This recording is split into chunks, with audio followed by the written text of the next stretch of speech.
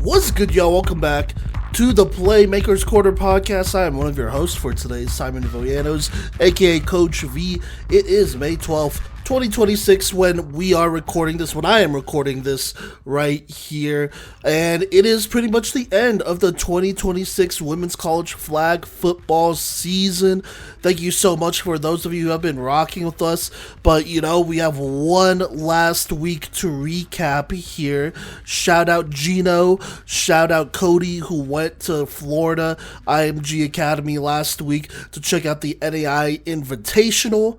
The very first one ever, and got to cover that one, especially Gino. He was there pretty much the whole time since Thursday and caught so many great clips that we are uploading on the Playmakers Corner. Make sure you check us out on social media, as it should be on Instagram. I believe some of the clips should have went on Facebook as well, and then we are uploading them to our TikTok at Playmakers Corner as well, and then hopefully soon we will get them on to our YouTube channel as well as our website. It's a slow process. We got a lot of things still going on here. The season may have ended, but we have a lot of things to go over, so it'll be a good deal. But on this episode, it wasn't just the NAIA Invitational. You also had the NJCAA finals that went on in Illinois last weekend, pretty much around the same time as well, and we'll cover it on this episode, right here at the beginning before we talk NAIA. Now, I will say this: I know the flag football finals, a separate tournament, was put on by RCX and IMG. I know Weber, Alabama State, Ferrum all participated in that one. We will probably not talk about that one on this episode. There's a lot of things we got to talk about, but that is definitely, I think we have all the games, the game film from that tournament here. That might be a really, really, really fun off-season idea to break down some of those games and how that went, and really just be fun off-season content, as we are entering the off-season as this regular season and women's college flag football season is now pretty much officially over, and so a lot to look forward to for sure. But on this episode, we're just talking about all the great flag football that went down, that shaped legacies, that shaped history, and without further ado, let's just hop right into it.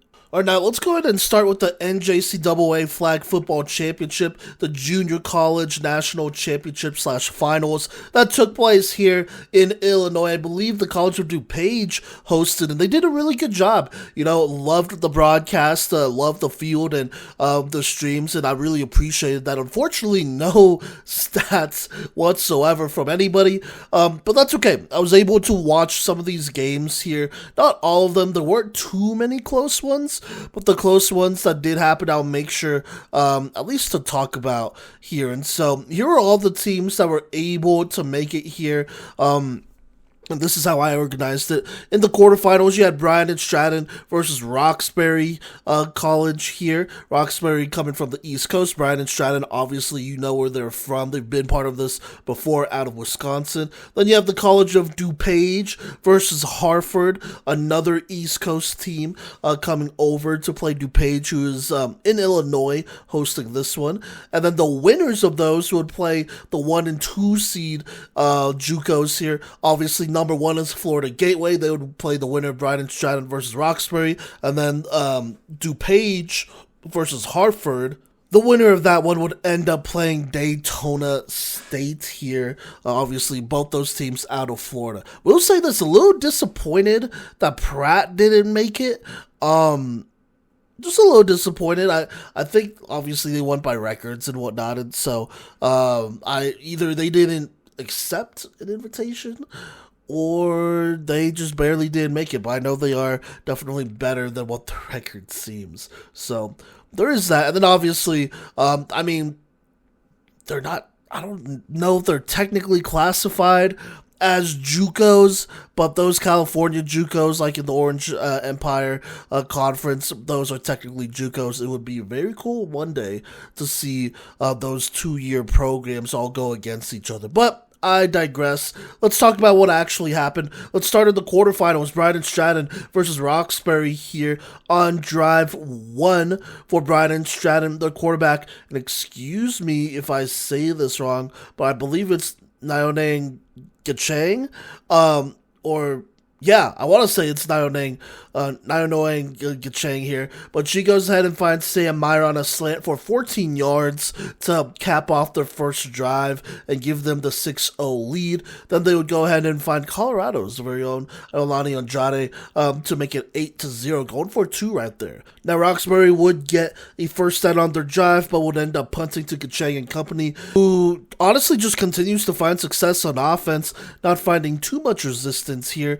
And then that drive would end with Gachang finding Skylar Hawes on a nice toe tap touchdown catch to make it 14-0. On the 2-point conversion, Gachang finds Saavedra on the check down to make it 16-0 in the second, I believe the top of the second.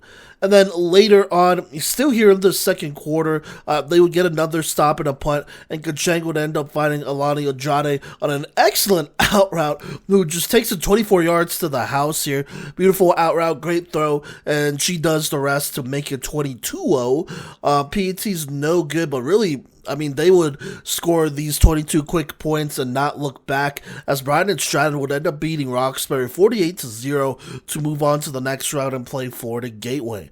Now, on the other side of the bracket, we have number 3 DePage versus Hartford, and this was kind of a closer game here. In the first quarter, Amaya Goodsell intercepts a pass to set up the first Hartford drive, but eventually they would punt despite the good field positioning. After that, Breonna Taylor would get Hartford on the board in the first, thanks to a nice shuffle pass forward to Nahir Sarfkin to make it 6-0 in the red zone. PAT would be good thanks to Breonna Carter catch to make it 7-0 in the first quarter. Fast forward to the second, DuPage's Hannah Galvan at quarterback would go ahead and march them downfield and find Lorelai McIntyre on the drag route to make it 7-6. On the potential game time PAT, she would throw the quick hitch over the middle to Marissa Ritzko to tie this game.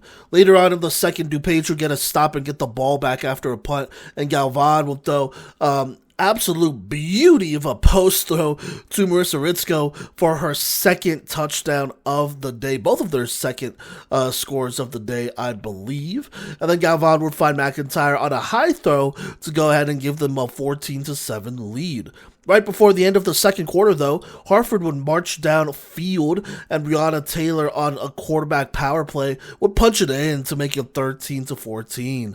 On the PAT, Taylor finds Carter in the back of the end zone with about a minute 05 left here to tie it at 14-14, but the other squad, DuPage, was not able to score with a minute left, and so that's where we would be left at 14-14 at half. Here in the third quarter, Breonna Taylor then finds Breonna Carter on fourth down, where Carter is just uncovered, like just not covered at all, up the seam, and she walks this one in for a long touchdown to go and give Hartford the lead. On the PAT, Taylor stops short, so it stays right there at 20-14.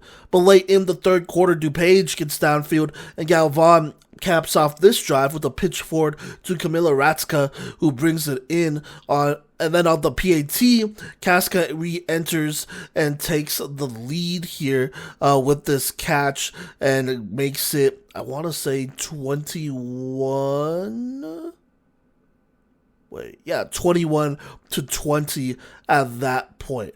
Now, after that, there really wasn't too much going on. Both offenses struggling, as it really became a defensive game, as defensively both teams were tightening up. But late in the fourth quarter, after a couple drives not going their way, the way they wanted, Hartford would suffer a devastating blow as Camilla Raska just jumps a route, picking it off and going the distance here to make it 27-20.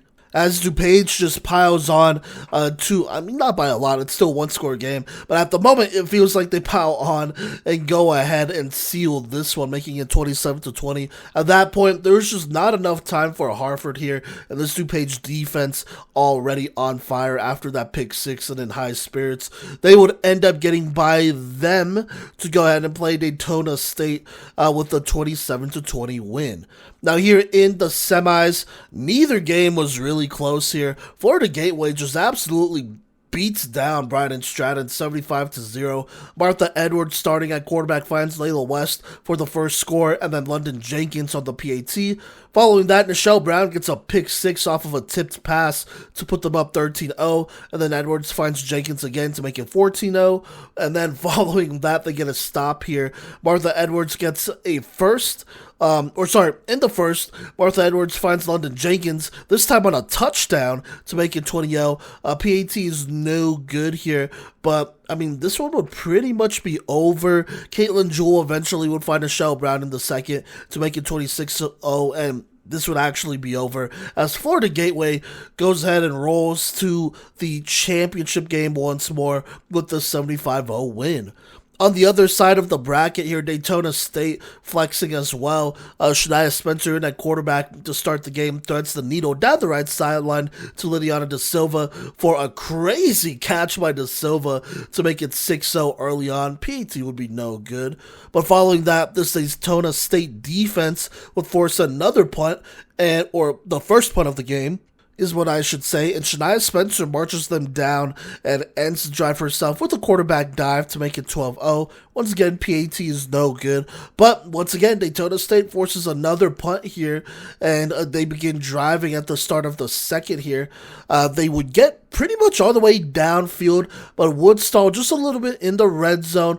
They would end up calling a timeout right before a fourth down and goal play on the 3, and here's what happens. Spencer rolls right, finds her drag route into Silva pretty easily to make it 18-0. On the PAT, Spencer rolls and finds Silva in the back of the end zone to make it 19-0. As this one would be over, they would not look back after that, and it would end up beating DuPage 57-0 as the Florida JUCOs once more dominating the JUCO scene here at Nationals. Now, there would be a couple consolation games here. For 5th place, Hartford would defeat Roxbury in a close one, 12-6. But I'm not going to go ahead and recap that one. And then for 3rd place, Bryden Stratton takes care of DuPage 30-0 to claim that 3rd place spot. And then here we go in the championship. We have Florida Gateway going out to play Daytona State. These two teams meeting multiple times already, and Florida Gateway undefeated, but each matchup has been a little bit closer, especially this last one, I believe, where Daytona State, they had their chances, but unfortunately just could not win. And so here we go in the first quarter. Florida Gateway starts with the football here. They do get the initial first down, and then a couple plays later, Martha Edwards in at quarterback throws a beautiful quarter route to Layla West, who just has a step on her defender and goes ahead and wins that foot race to the house to go ahead and make it 6-0. They would then hand it off to Coco Pryor on the end around, who walk it in to make it 7-0 as Florida Gateway responds right away. Daytona State looking to get on the board here on the first drive. A couple plays in, though, after getting a first down. Shania Spencer throws this one, and it is intercepted by Nichelle Brown, who just jumps this route and returns it pretty close to the red zone. Almost scoring, but not quite. But that would set up this next Florida Gateway drive right here in the red zone. But a couple plays in on 3rd down, Taylor Murray comes up with a big sack on Martha Edwards to go ahead and set up a 4th and goal from the 10. And so here we go, a chance for Daytona State to get away with this mistake if they stop him here. And for Florida Gateway, a chance to go up by 2 scores. Edwards gets a snap, looks off the receiver here looks off the defender here before snapping back over the middle and throwing a tough, threading a needle post route throw to London Jenkins, who then in turn brings in a tough physical catch to make it 13-0 in the back of the end zone. A beautiful textbook play right here, looking off that safety, giving her a little bit of space to make this play, and then the play being made. Playmakers make big time plays when you need them, and that is definitely one of those times where you need them right here, as she extends the lead to 13-0. On the PAT though, this pass is intercepted by Denisia Turner and almost returned for a score, but Martha Edwards is able to track her down from behind and stop that from happening. So it stays at 13-0. Florida Gateway still with a lot of momentum going their way. Now for Daytona State, they're looking to go ahead and right this ship here. They get a nice PI penalty to kind of jumpstart this drive. That will get them across the midfield with a 2nd and 5. Following that, on 2nd and 5, Spencer checks it down to Malamachi, who slips the defender right up the middle for some extra yards. They also add on a holding penalty, which was holding on Florida Gateway, and so now it's 1st and 5 in the red zone. Some very unfortunate and undisciplined penalties by Florida Gateway, giving Daytona State a lot of yards here. And so here we go, 1st down in the red zone. Spencer rolls right, tries to muscle her way in, but is stopped short here. There's also a big collision that happens and a penalty. That is, it looks like thrown against Florida Gateway. So now it's 1st and 11. On 1st down, her pass is deflected. On 2nd down, Spencer just gets sacked. And then on 3rd, Spencer rolls left and just throws an ill-advised pass back over the middle across her body, and London Jenkins just goes ahead and picks this one off pretty easily and returns it to the house to make it a 19-0 lead. PAT would be no good, but Florida Gateway just rolling right here, up 19-0. Now Daytona State, still a lot of time here, but they have to score. It is a very early on in the first half still. On the next drive, Spencer would find Faith Durden over the middle on a nice little crosser, who then reverses it for a 59-yard touchdown to the house to go ahead and potentially put them on the board. But after further review, they go ahead and take that touchdown away. They will say she's short. I mean, it's 1st and 1 on the goal line, so pretty close regardless, but they got to punch it in. And so 1st and goal, red zone here. Spencer tries to run it in, but she is sacked by White for a loss of 3. So now it's 2nd down here. 2nd and 4, Spencer with the snap, rifles the drag route to Aubrey Barak, who ends up catching this one and falls backwards into the end zone to put them on the board and make it 19-6. Following that, Spencer goes back to Barak here to go ahead and make it 19-7, as there are signs of life for Daytona State. Not quite out of it yet, only down by 2 scores, still only in the 2nd quarter. But interesting enough, Florida Gateway feeling good. They go ahead and sub in Caitlin Jewell here in at quarterback, and then something happens after they get a 1st down here. A really bad snap on 2nd down after that first down. Now makes it 3rd and 33 here. Daytona State looking to maybe get a key stop and maybe some good field positioning on 3rd and 33. They call a timeout, looking to, get their defense right. But on 3rd and 33, Caitlin Jewell with the snap rolls right, and then those not backwards, but like those across her body left. A beautiful pass to a wide open Angelina Harrell, who just gets a lot of those yards back. Does not get the 1st down, but it is 4th and 7. That is a massive gain here, now near midfield. They definitely think about going for it here for a second there before deciding to punt here, and I believe that'll be the first non-scoring drive of the game for Florida Gateway. But even then, I mean, that is tough field positioning to be sacrificing if you're Daytona State. They would go ahead and field this punt, and they would get started here.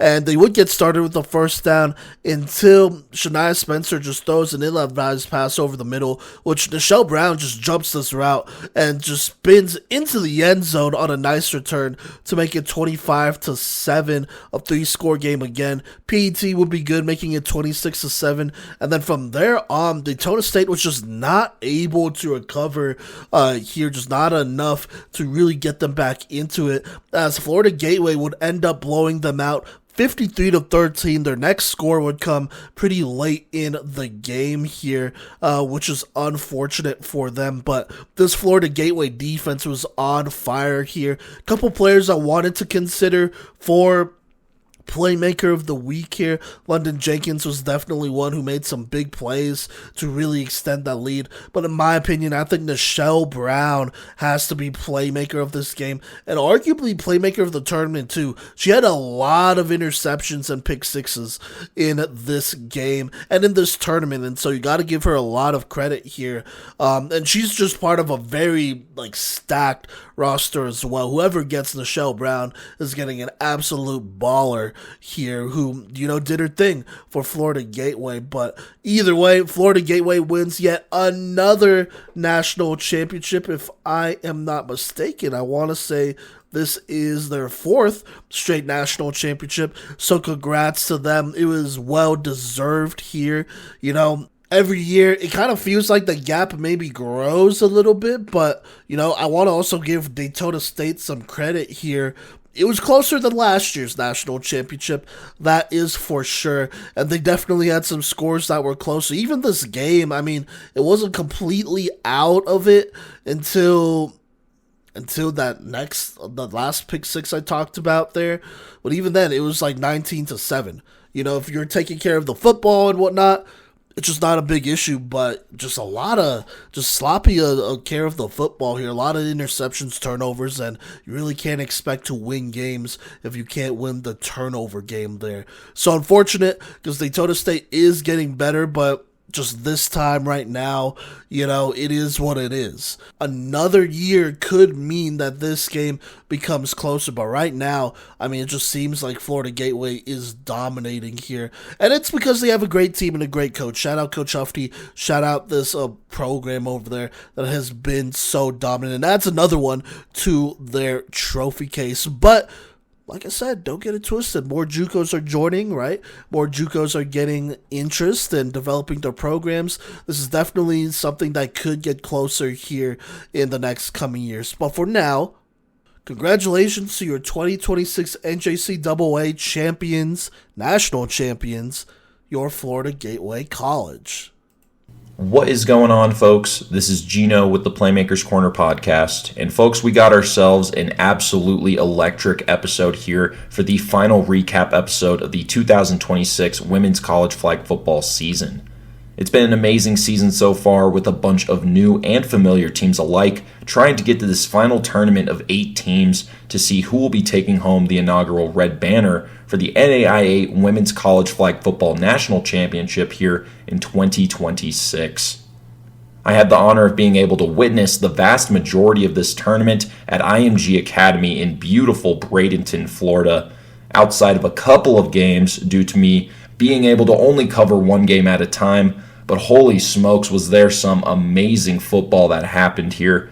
And whether it's your first time seeing what happened in these games or you're just coming back to revisit the magic, let's go ahead now and see what happened here in the 2026 inaugural NAIA Women's College Flag Football National Championship Tournament.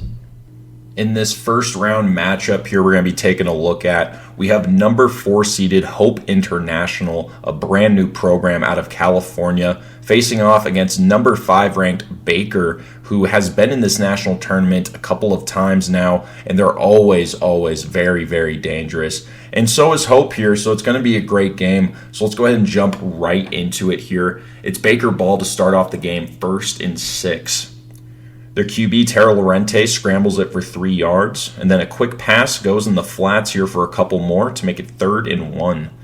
On 3rd down, a direct snap to Kaylee Phillips goes for a 1st down and a nice gain here to make it 1st and 11.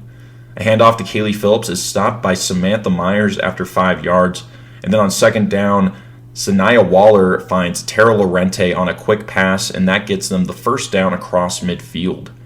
On 1st down and 20 here, Tara Lorente scrambles for 5 yards, and that's followed by Kaylee Phillips, who scrambles here, but her flag is pulled by Larissa Perez to make it 3rd and 6. On 3rd and 6, Tara Lorente pitches it back to Kaylee Phillips, who takes it in for 6 points. That is the first touchdown of the 2026 Women's College Flag Football National Tournament here. The extra point was stopped, but Baker now has the lead 6-0. On Hope's first drive of the tournament here, their QB, Anahi Morales, finds Jasmine Cemental, sorry if I mispronounced that there, for a huge gain, and that makes it 1st and 20 across midfield. On first down here, a quick pass goes to Nicole Cruz over the middle for 4 yards, and then Faith Phillips tracks down Morales for a sack here. That'll be 3rd and 19. On 3rd and 19, Anahi Morales finds Nicole Cruz over the middle, and she pitches it back to Cemental as she's running by, and she takes that nearly for the touchdown here. It is going to be 1st and 1 in the red zone here for Hope. On first down, Maziel Peralta stops a handoff for a big loss here to make it 2nd and 5. On 2nd and 5, Anahi Morales rolls right, and her pass to the sideline won't make it as Mariah Greenfield picks it off in the end zone here. Baker firmly in command. It is going to be 1st and 3 for the Wildcats near the end zone. Kaylee Phillips takes the snap on first down. She scrambles it for 10 yards. And then Phillips gets the next snap here. She's making plays and gets some more yards here. It is now 1st and 7 here near midfield for Baker. On the next down here, Tara Lorente scrambles for a first down across midfield. On 1st and 17, Kaylee Phillips finds Mahogany Simmons for a nice gain. And then on the next play, it is incomplete. It is now 3rd and 6 for Baker. On 3rd down, Tara Lorente finds Mahogany Simmons for a first down in the red zone. It'll be 1st and 15 here for Baker.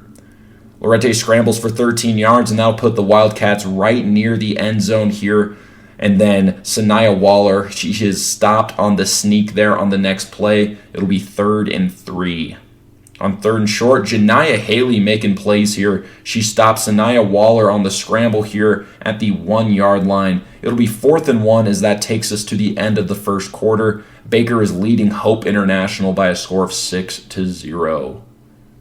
On the first play, coming out of the first quarter here, Tara Lorente takes the snap and immediately finds Destiny Martinez open in the flats for a touchdown. It is now 12-0 after Hope stopped their extra point. It is 1st and 6 here for Hope. Morales gets a first down scramble here to make it 1st and 19. Morales then scrambles again for another first down across midfield. It'll be 1st and 20. A quick pass goes for 6 yards, and then a dot over the middle to Janiyah Haley, who pitches it back to Jasmine Cemental, and that makes it 1st and 11 in the red zone. Hope is really showing off those great mechanics here on the pitches to get those extra yards on their plays here.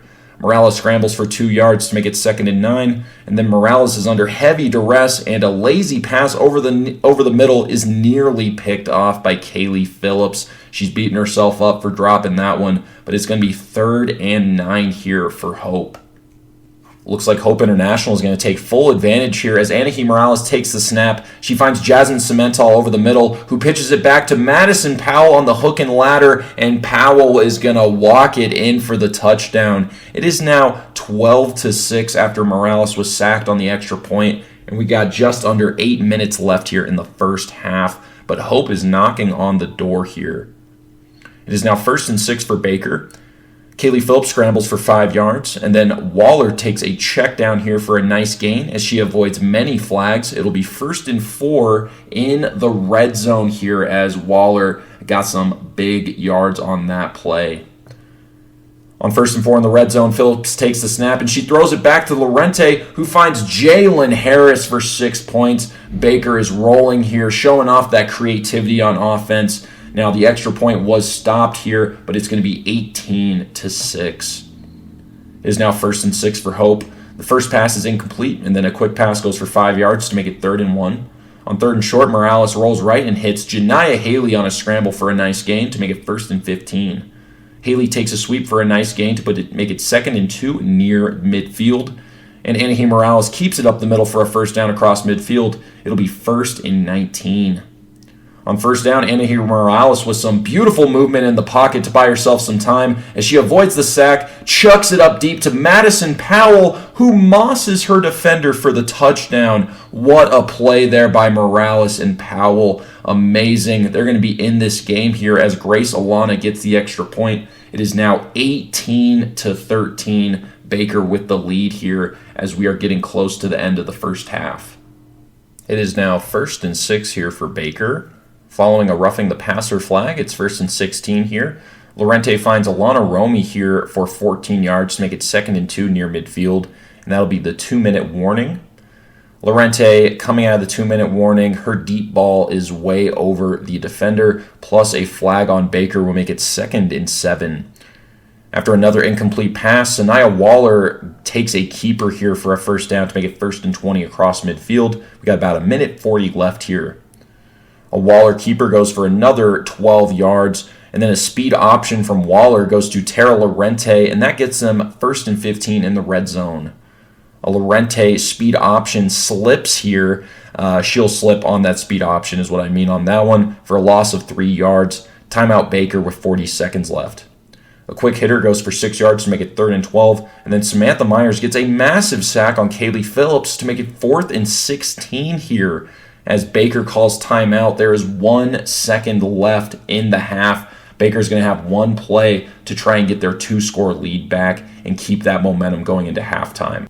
Now coming out of the timeout, Tara Lorente takes the snap. She throws it back to Kaylee Phillips. Phillips surveys. Phillips throws it back to Lorente. Lorente surveys. And Lorente fires it to a wide open Destiny Martinez for Martinez's 2nd touchdown of the half here for some 4th down trickery here on Baker. Baker will lead 24-13. And then Kaylee Phillips pulls in the extra point. 25-13 as we head into halftime. That was a big-time score by Baker, maintaining that momentum here as we go into halftime.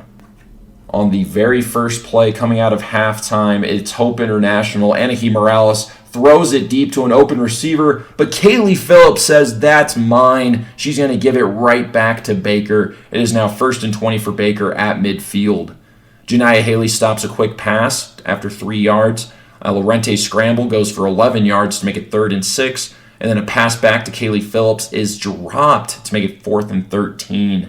On 4th down, Baker's going for it here. Nala Nelson gets the sack on Tara Lorente on the double pass for a big-time turnover on downs here. Let's go ahead and see what Hope does on this next drive. But they would actually end up be punting it on their next drive. Natalie Bush was making some big-time plays on that defensive drive there to help force that punt. At one point, it was 4th and 40 after a Kenya Arias sack there. So, yeah, they're definitely going to need to punt. And it's 1st and 5 for Baker after that punt there. A sweep goes to Kaylee Phillips for 4 yards. On 2nd and 1, Phillips keeps it for a huge first down near midfield. It'll be 1st and 2. Tara Lorente then keeps it on the next play here for a first down across midfield. On 1st and 10, Kaylee Phillips takes a quick pass for a first down into the red zone here. It is 1st and 20 as that Baker offense is rolling. Tara Lorente keeps it for 12 yards. And on 2nd and 8, Kaylee Phillips finds Destiny Martinez for the touchdown. Destiny Martinez now has 3 touchdowns here in the very first game of this tournament. Baker leads 31-13 after the extra point was stopped. It is 1st and 6 for Hope, but they would actually end up going 3 and out on this next drive. And at the end of the third quarter here, Baker is up 31-13. It is 1st and 19 for Baker after the punt, and following an incomplete pass, Alana Romy breaks some ankles after the catch to make it 3rd and 6. On 3rd and 6, Tara Lorente takes the snap, and she breaks loose and takes it in herself for 6 points. Baker now leads 37-13, and folks, we are going to end the recap right there as they take a 4-score lead. The final score of this one is going to be Baker 43, Hope International 13. Your playmaker of the game is going to be Kaylee Phillips, but also shout out to Destiny Martinez for 3 touchdowns in this one as well here. Baker moves on, and they will be facing Warner here in the next round, who took down St. Francis by a score of 46-6 on the other field. And then for Hope, they will be facing St. Francis for a win-or-go-home matchup. Alrighty, folks, in this next matchup here, we got another great first-round matchup between the Keiser Seahawks, ranked number 3, and then the number 6 ranked Kansas Wesleyan Coyotes. These are two teams that really never get to face off, so it's going to be interesting to see what happens here. It's going to be Keiser ball 1st and 6 to start off this one. On first down, Ava Dwyer nearly picks off a check down here to start off the game, but it's going to be 2nd and 6. On second down, Ava Wallace to Ashley Clam for a first down on a nice corner route to make it 1st and 15. And then a quick pass to Janasia Wilson goes for 10 yards to make it 2nd and 5. On second down, Ava Wallace looks deep, and her deep ball is picked off by Aaliyah Wood. Aaliyah Wood gives the ball back to Kansas Wesleyan to start off the game. It is 1st and 17 for Kansas Wesleyan, but they would actually end up going for a turnover on downs on their next drive here. So it is right back over to Keiser, 1st and 5, with 7:58 left here in the first quarter. Janasia Wilson takes a check down for 4 yards, and then Ava Wallace escapes a sack for a nice gain here to make it 1st and 8 across midfield. Laura Hernandez Sanchez comes down and stops a Wilson check down after 2 yards. And on 2nd and 6, Ashley Clam hauls it in over the middle and makes a nasty juke on her defender for the touchdown here. Keiser is rolling early, and then Olivia Rijo takes in the extra point. It is now 7-0. Keiser leads here in the first quarter. It is now 1st and 6 for Kansas Wesleyan. A pass is shut down by Dakota Moberg to make it 2nd and 6. And then a first down pass will make it 1st and 19 here. Chihiro Wada finds Jasmine Whitfield for a 17-yard gain near midfield to make it 2nd and 2. And then a direct snap to Eva Desesare, sorry if I mispronounced that there, gets them the first down across midfield. Janice Washington makes a tough grab here on the next play for some yards after the catch to make it 2nd and 7. And then a quick pass gets them a first down into the red zone here as Kansas Wesleyan is in the red zone for the first time in this national tournament. On 1st and 20, Dakota Moberg shuts down a Yui Watanabe check down after 3 yards. And then Awada rolls out right, but her pass is incomplete. It's going to be 3rd and 17. On 3rd and 17, Chihiro Wada looks deep, has a receiver in the end zone, but it is picked off by Madison Koger as she rips that one out of the Kansas Wesleyan hands here to make it 1st and 6 for Keiser after that pick. A quick pass goes to Ashley Clam for 5 yards to make it 2nd and 1, and that takes us to the end of the first quarter. Keiser leads 7-0. Coming out of the end of the first quarter here to start off the second quarter, Ava Wallace scrambles here for a first down to make it 1st and 17. Wallace then checks it down to Janasia Wilson for a nice gain of 11 yards, and she actually pitched it back to Tremisha Harris there on that play. On the next play here on 2nd and 6, a quick pass in the flats to Janasia Wilson for a first down across midfield. On 1st and 20, a spot route over the middle to Dakota Moberg goes for about 10 yards there to make it 2nd and 10. On second down, a pass over the middle is picked off by Janice Washington. That is now 2 interceptions for the Kansas Wesleyan defense here. Let's go ahead and see if they take advantage of this one. On 1st and 7, near midfield, they get a direct snap, and then Chihiro Wada throws a dot to Janice Washington down the sideline, but it is somehow incomplete out of bounds here. On second down, Madison Koger stops the quick out to Aaliyah Wood. It'll be 3rd and short. On 3rd and short, Dakota Moberg gets a diving flagpole after the first down on a direct snap. It'll be 1st and 17. A quick hitter goes to Jasmine Whitfield for 6 yards, and then Dakota Moberg stops a Yui Watanabe check down here. It'll be 3rd and 5. Following an incomplete pass is going to be 4th and 5. Kansas Wesleyan's going for it here. And a quick pass to Aaliyah Wood gets them the first down. It's going to be 1st and 17 in the red zone. An incomplete deep ball it'll be 2nd and 17. A quick pass to Aaliyah Young goes for 11 yards. And then Sarah Villarreal swats down a potential touchdown here. It'll be 4th and 5. On 4th down, Kansas Wesleyan is obviously going for it here. Janasia Wilson gets her hand in the mix and stops a touchdown, but roughing the passer on Keiser makes it 1st and short in the red zone. Keiser forms a wall and shuts down a direct snap to make it 2nd and 2. And then Kansas Wesleyan staying in that tight formation here. Awada calls hike, and she finds it wide open. Jasmine Whitfield for 6 points. And then Aaliyah Young hauls in the extra point to make it 7-7 with 2 minutes and 35 seconds left here in the first half. It's 1st and 6 here for Keiser. Tremisha Harris pitches it to Janasia Wilson, who pitches it to Sarah Villarreal for a big gain. It is 1st and short near midfield. A quick pass goes to Sophia Caprio for a first down across midfield. It is now 1st and 10. On first down, Laura Hernandez-Sanchez comes in and picks it off. That is 3 interceptions for the Kansas Wesleyan defense. They are giving Ava Wallace some trouble here early. And now it is 1st down and 18 here for Kansas Wesleyan. And on 1st and 18, Iwata slings a dot to a wide open Janice Washington to capitalize on the Hernandez-Sanchez interception. And then Aaliyah Wood makes a ridiculous diving one-handed catch on the extra point.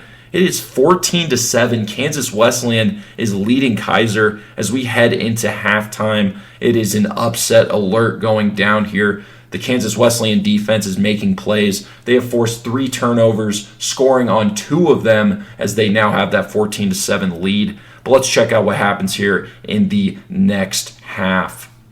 It'll be 1st and 6 here for Kansas Wesleyan. They start off with the ball, but they're going to be going 3 and out with Dakota Moberg making some plays to help force that punt. On first down here, Sophia Caprio actually took that punt near midfield. It'll be 1st and 3. Kylie Douglas swats down a pass on the rush. And then on 2nd and 3, Wallace to Sophia Caprio, who gets that first down across midfield. It is 1st and 17. On 1st and 17, Ava Wallace takes the snap and finds a wide open Olivia Rijo, and she is wide open there for the touchdown. It is 14-13, and none other than Dakota Moberg hauls in the extra point. It'll be 14-14. Keiser wastes no time here as they get right back in this game. A quick pass to Eva DeCesare here on first down for Kansas Wesleyan gets them the first down to make it 1st and 17. A quick hitter to Janice Washington goes for 6 yards, and then a hitch to Laura Hernandez-Sanchez as she gets some yards after the catch there to make it 3rd and 1 near midfield. A quick out to Aaliyah Wood gets them the first down across midfield. It'll be 1st and 14. In 1st and medium here, Chihiro Wada takes the snap, launches it, but Madison Koger picks off the pass along the sideline and takes it near the red zone here. It is 1st and 1 near the red zone for Keiser now. But they're actually going to end up turning it over on downs. They will not be able to capitalize on that interception. Ava Dwyer made some big plays there on that set of downs. It is now 1st and 18 for Kansas Wesleyan. On 1st and 18, Chihiro Wada rolls left and floats a beauty to Janice Washington for a first down across midfield. It is 1st and 12. A direct snap is dropped, so it's going to be 2nd and 13. And then on 2nd and long, Awada to Aaliyah Wood for a nice gain to make it 3rd and short near the red zone. On 3rd down, Jasmine Whitfield takes the pass for a first down, and that's going to be 1st and 15 in the red zone here for the Coyotes. On first down, the red zone, Kansas Wesleyan wastes no time as Chihiro Wada finds Yui Watanabe, and Watanabe takes it in for 6 points. Kansas Wesleyan is going to lead 20-14 at the end of the 3rd quarter here after the extra point was stopped. On 1st and 6 here for Keiser, a pass to Ashley Clam goes for 5 yards. Then Wallace keeps it for no yards. It'll be 3rd and inches. A quick out to Ashley Clam goes for 5 yards to get them 1st and 15. Then a Wallace keeper goes for 7 yards. A quick hitter to Sophia Caprio for 5 yards. And on 3rd and 3 here, a pass to Ashley Clam over the middle, and she chucks it back to Olivia Rijo for a huge gain into the red zone, plus a flag on Kansas Wesleyan. It'll be 1st and 4 for Keiser in the red zone. On first down, Janasia Wilson is wide open in the flats for 6 points. The extra point was stopped, though, so this game is going to be tied 20-20 with just under 10 minutes left in the game. It's going to be 1st and 6 here for Kansas Wesleyan following that score. They have a chance here to take their lead right back. A first down pass to Jasmine Whitfield makes it 1st and 20, and then a quick pass to Whitfield again makes it 2nd and 16. Following an incomplete pass, it is now 3rd and 16, but a quick pass for a nice gain makes it 4th and 8 as Kansas Wesleyan will be calling timeout here. Coming out of the timeout, Kansas Wesleyan is going to go for it here with a massive gamble here. Awada takes the snap, and she finds the receiver for a huge first down. It's going to be 1st and 16 for the Coyotes. They are rolling. On 1st and 16, Awada takes the snap. She looks left. She slings it along the sideline. And the pass is picked off by Tremisha Harris. And Harris goes all the way for a game-changing pick six.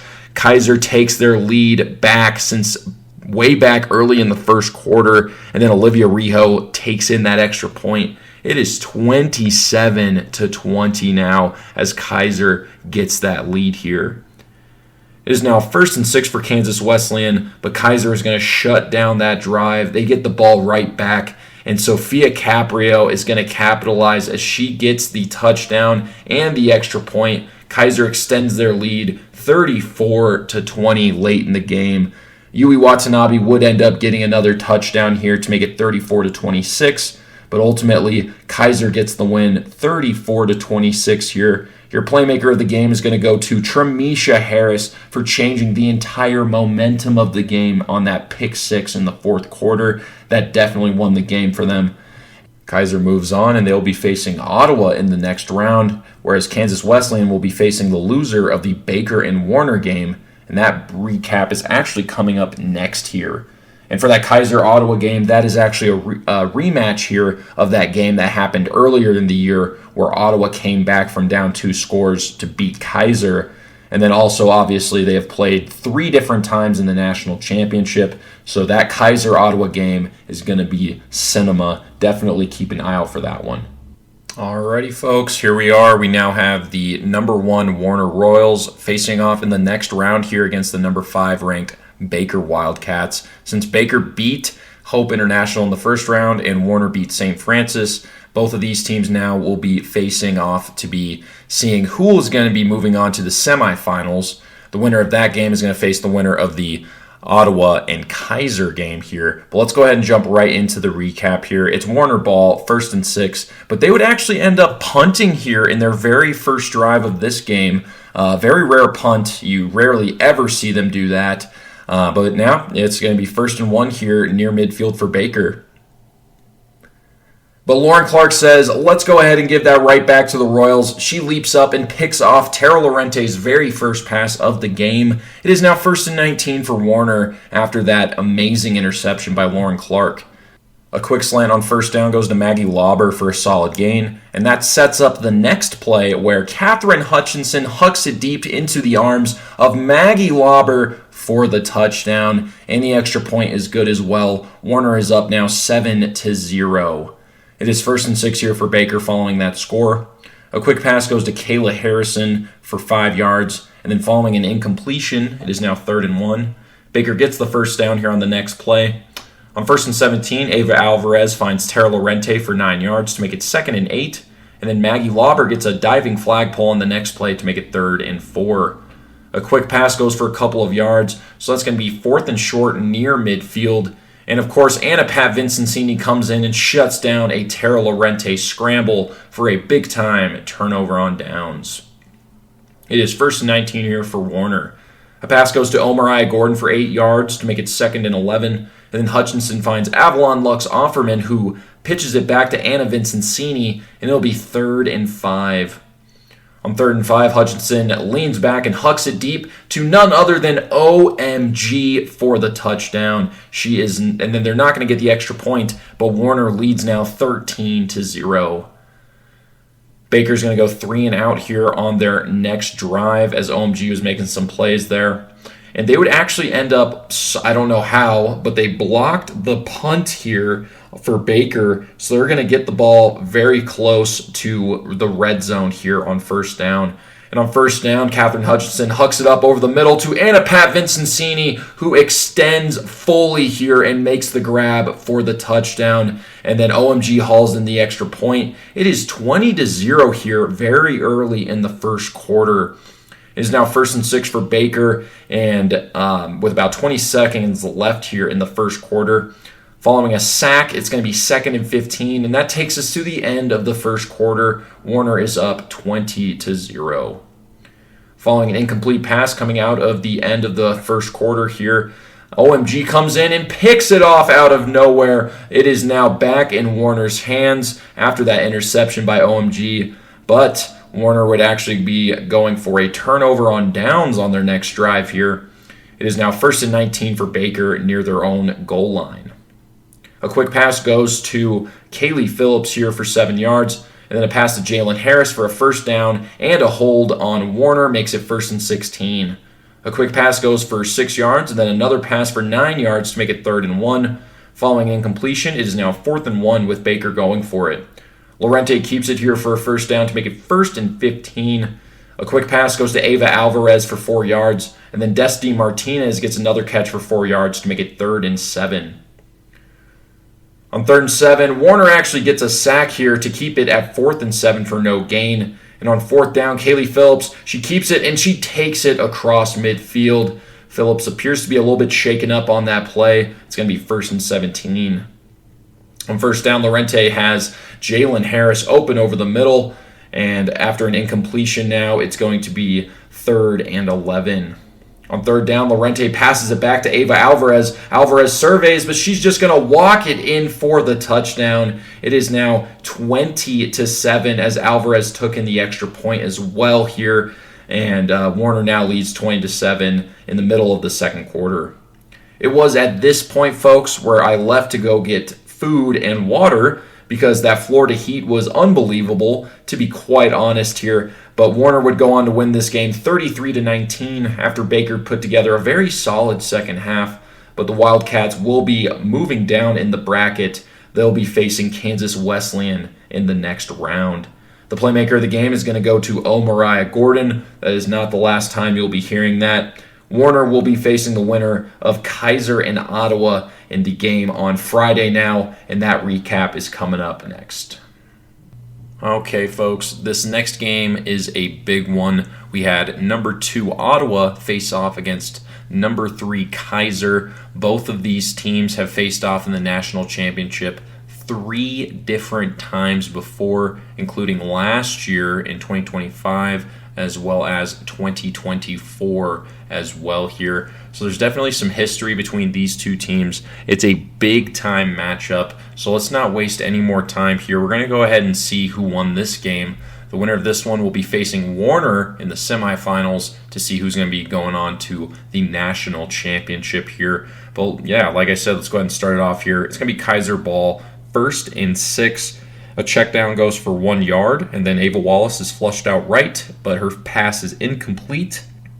On 3rd and 5, Ava Wallace rolls out right, and she finds Olivia Rijo on a slant for a first down to make it 1st and 12. On 1st and 12, a check down to Sophia Caprio gets him 5 yards, and then another check down here, this time to Janasia Wilson, goes for 6 yards here, but a flag on Keiser is going to make it 3rd and 10 for the Seahawks. On 3rd and 10, a quick pass goes to Olivia Rijo, but it is shut down by Marley Spielberg. It'll be 4th and 8.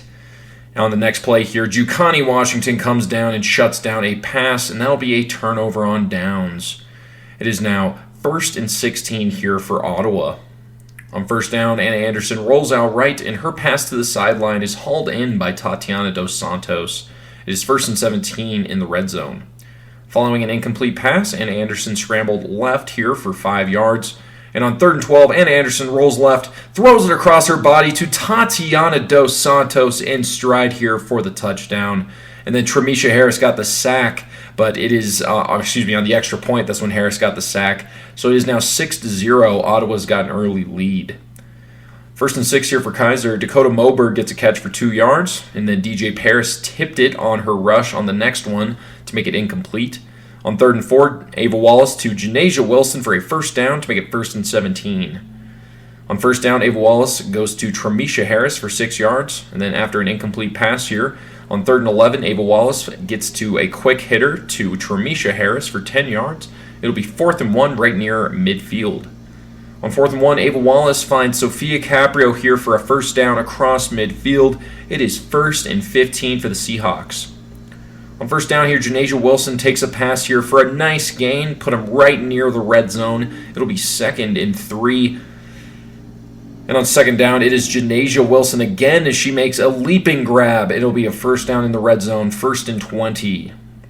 Skip ahead here one play. It is now 2nd and 15 in the red zone. A quick pass over the middle, but a penalty on Keiser will make it 3rd and 20. That takes us to the end of the first quarter here. Ottawa leads Keiser 6-0. And there'll be a turnover on downs in the red zone here for Keiser on the first play of the second quarter here. It is now 1st and 8 for Ottawa after that turnover on downs. Anderson rolls out left, and she finds Tatiana Dos Santos, and then skip ahead here, it's 3rd and 1. A short pass is stopped for no gain. It'll be 4th and 1 as Ottawa calls timeout. Coming out of the timeout, it is a direct snap to Olga Sotillo for a first down across midfield. It's going to be 1st and 20. On first down, Dakota Moberg gets in Sotillo's face here for a flag pull after just a yard. It's going to be 2nd and 19.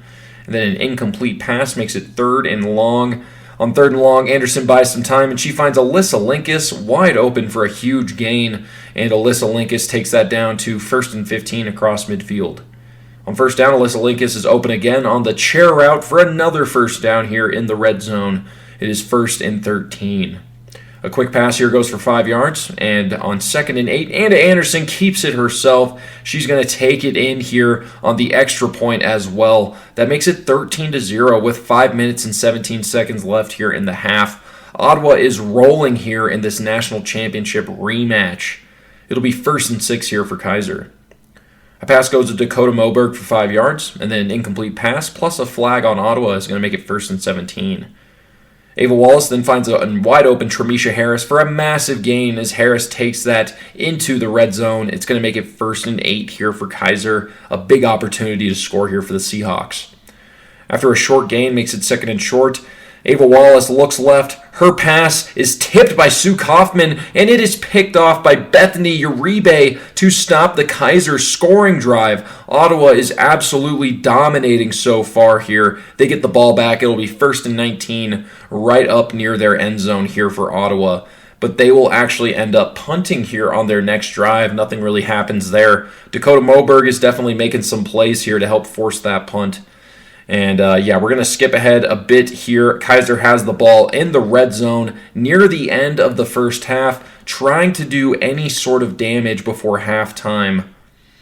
And Ava Wallace takes the snap. She looks right, and she finds Olivia Rijo, who somehow sneaks by at least 3 flag pulls for the touchdown. That makes it 13-6. Keiser gets some very much needed momentum going into halftime. The extra point goes to Rijo as well to make it 13-7, and that is definitely not good here. Ottawa had a 2-score lead going into halftime, and they would have gotten the ball at half here, but now it's 13-7, and it's a completely different ball game. Coming out of halftime, it's going to be 1st and 6 here for Ottawa, but they're actually going to end up punting on this drive. Kylie Caetano, and then Janasia Wilson gets in there at rusher. The two of them definitely disrupted Anna Anderson there, and forced the punt. It's going to be 1st and 19 near the end zone here for Keiser following the punt, but they're actually going to be punting as well here. The Ottawa defense staying strong.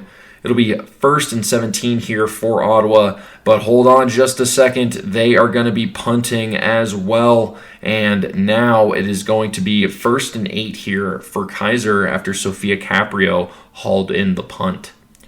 A pass is batted down by Sue Kaufman. It's going to be 2nd and 8. Following an incomplete pass, it's now 3rd and 8. Ava Wallace has a perfect pass to Dakota Moberg on a slant for a huge gain there, but they're not done. There's also going to be a flag on Ottawa on the flag pole. It's going to be 1st and 20 in the red zone with 30 seconds left here in the third quarter. A check down goes to Sarah Villarreal, and that is stopped by Sue Kaufman to make it 2nd and 16 here. At the end of the third quarter, Ottawa still leads Keiser 13-7.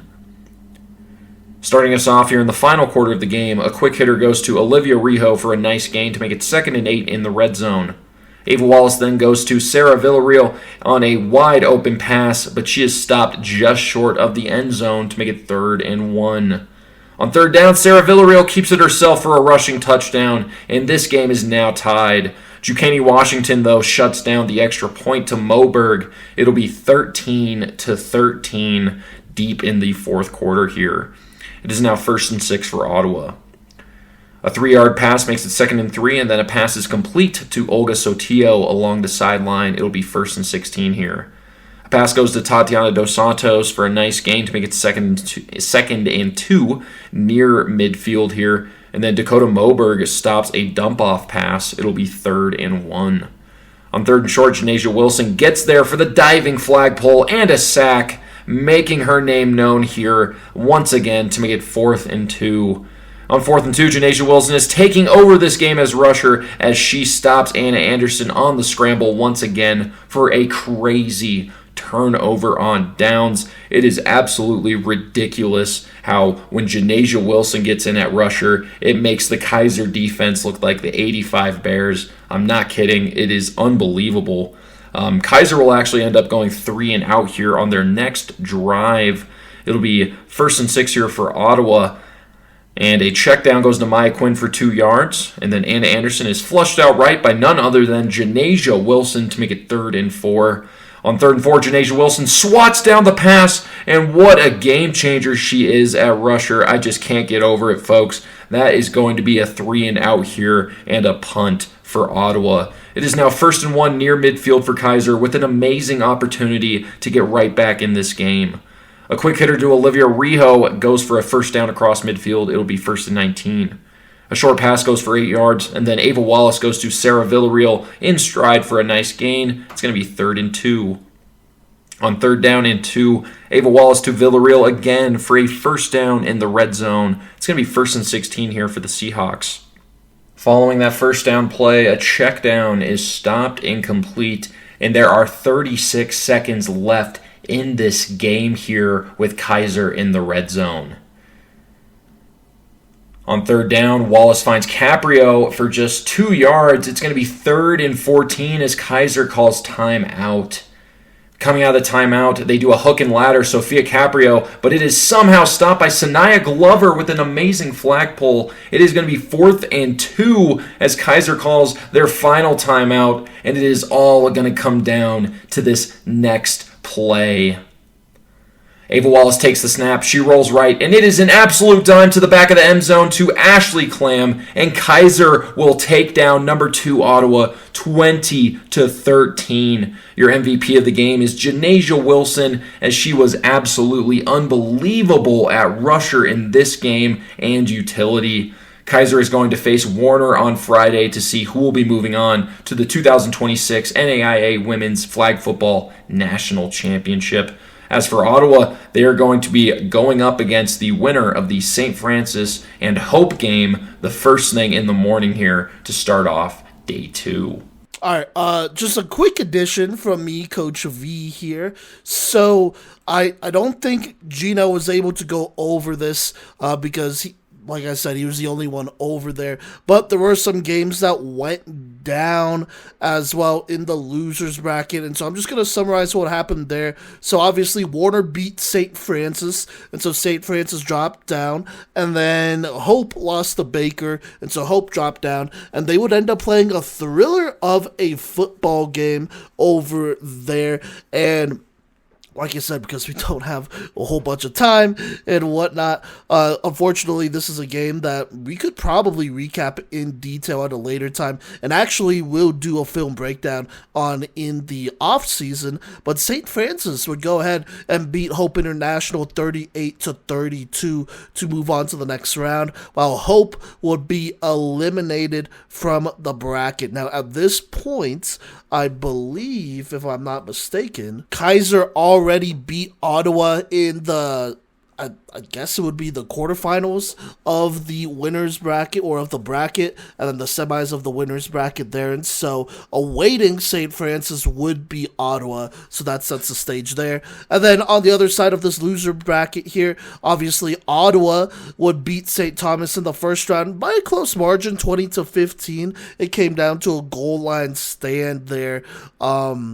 With maybe a little bit of controversy as well. Not many people are super happy about it, but maybe not as controversial as the past here. That is another game that we could do a full breakdown on in the off season as well, but could not include on this recap, unfortunately. But Ottawa goes ahead and beats St. Thomas 20-15 to move on to the next round, and obviously that's where they would play Keiser In the meanwhile, St. Thomas would drop to the losers bracket, and then on the other side, or I guess Gina already went over this one. Keiser would go ahead and play Kansas Wesleyan, and then Kansas Wesleyan would lose in a tough one, and so Kansas Wesleyan would face off with St. Thomas, and this was another close one, going toe-to-toe. Would love to break this down in the offseason, and we will, but this was a close one where Kansas Wesleyan would go ahead and beat St. Thomas 32-26 to move on to the next round and set up the Kansas Wesleyan versus Baker matchup in round 2 of the losers bracket.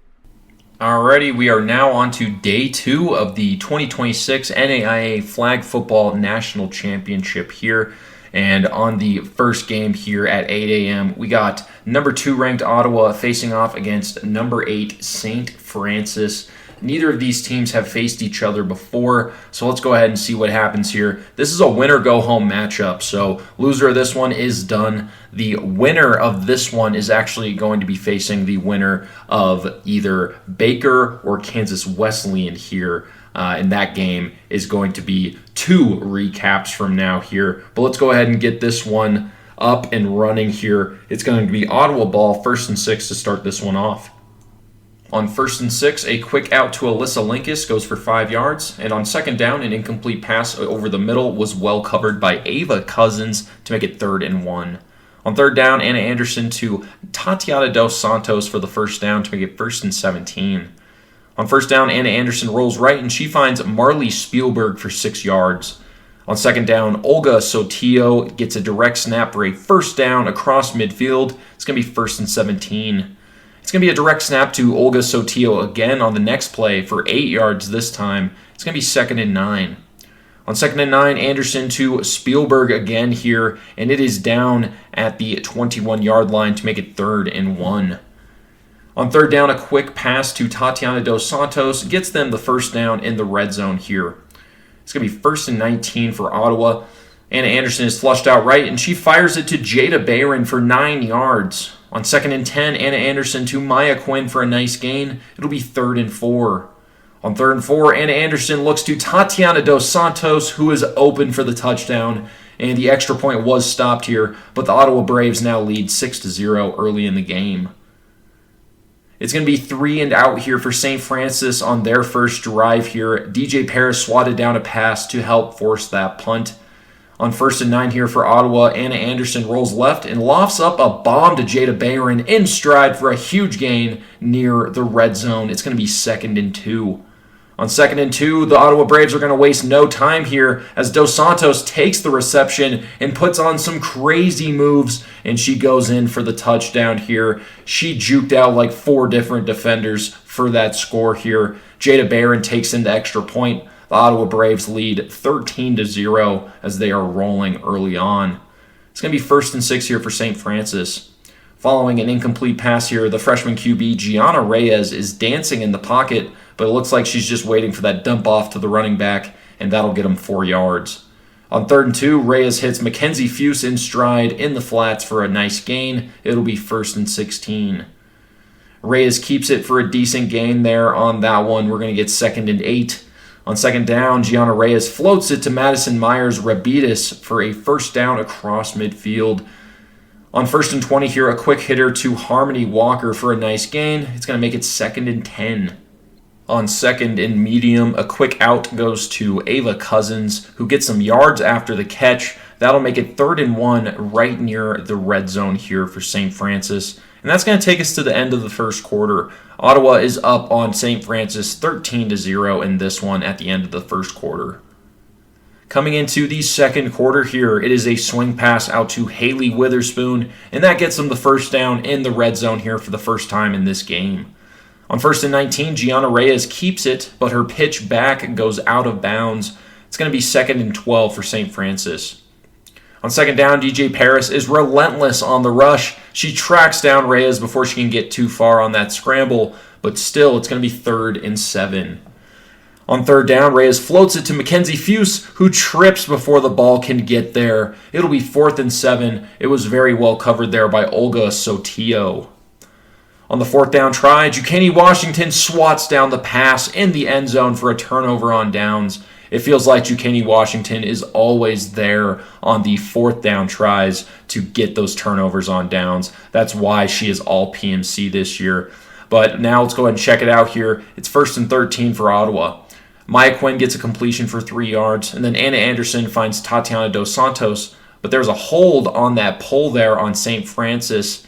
And then on the next play here, Anna Anderson finds Olga Sotillo, and a pitch back to Jada Barron makes it 2nd and 7. On 2nd down here, Anna Anderson rips it to Olga Sotillo, who makes a crazy juke and pitches it back to Marley Spielberg, who pitches it back to Jada Barron, and Barron goes all the way to the 3-yard line before going out of bounds.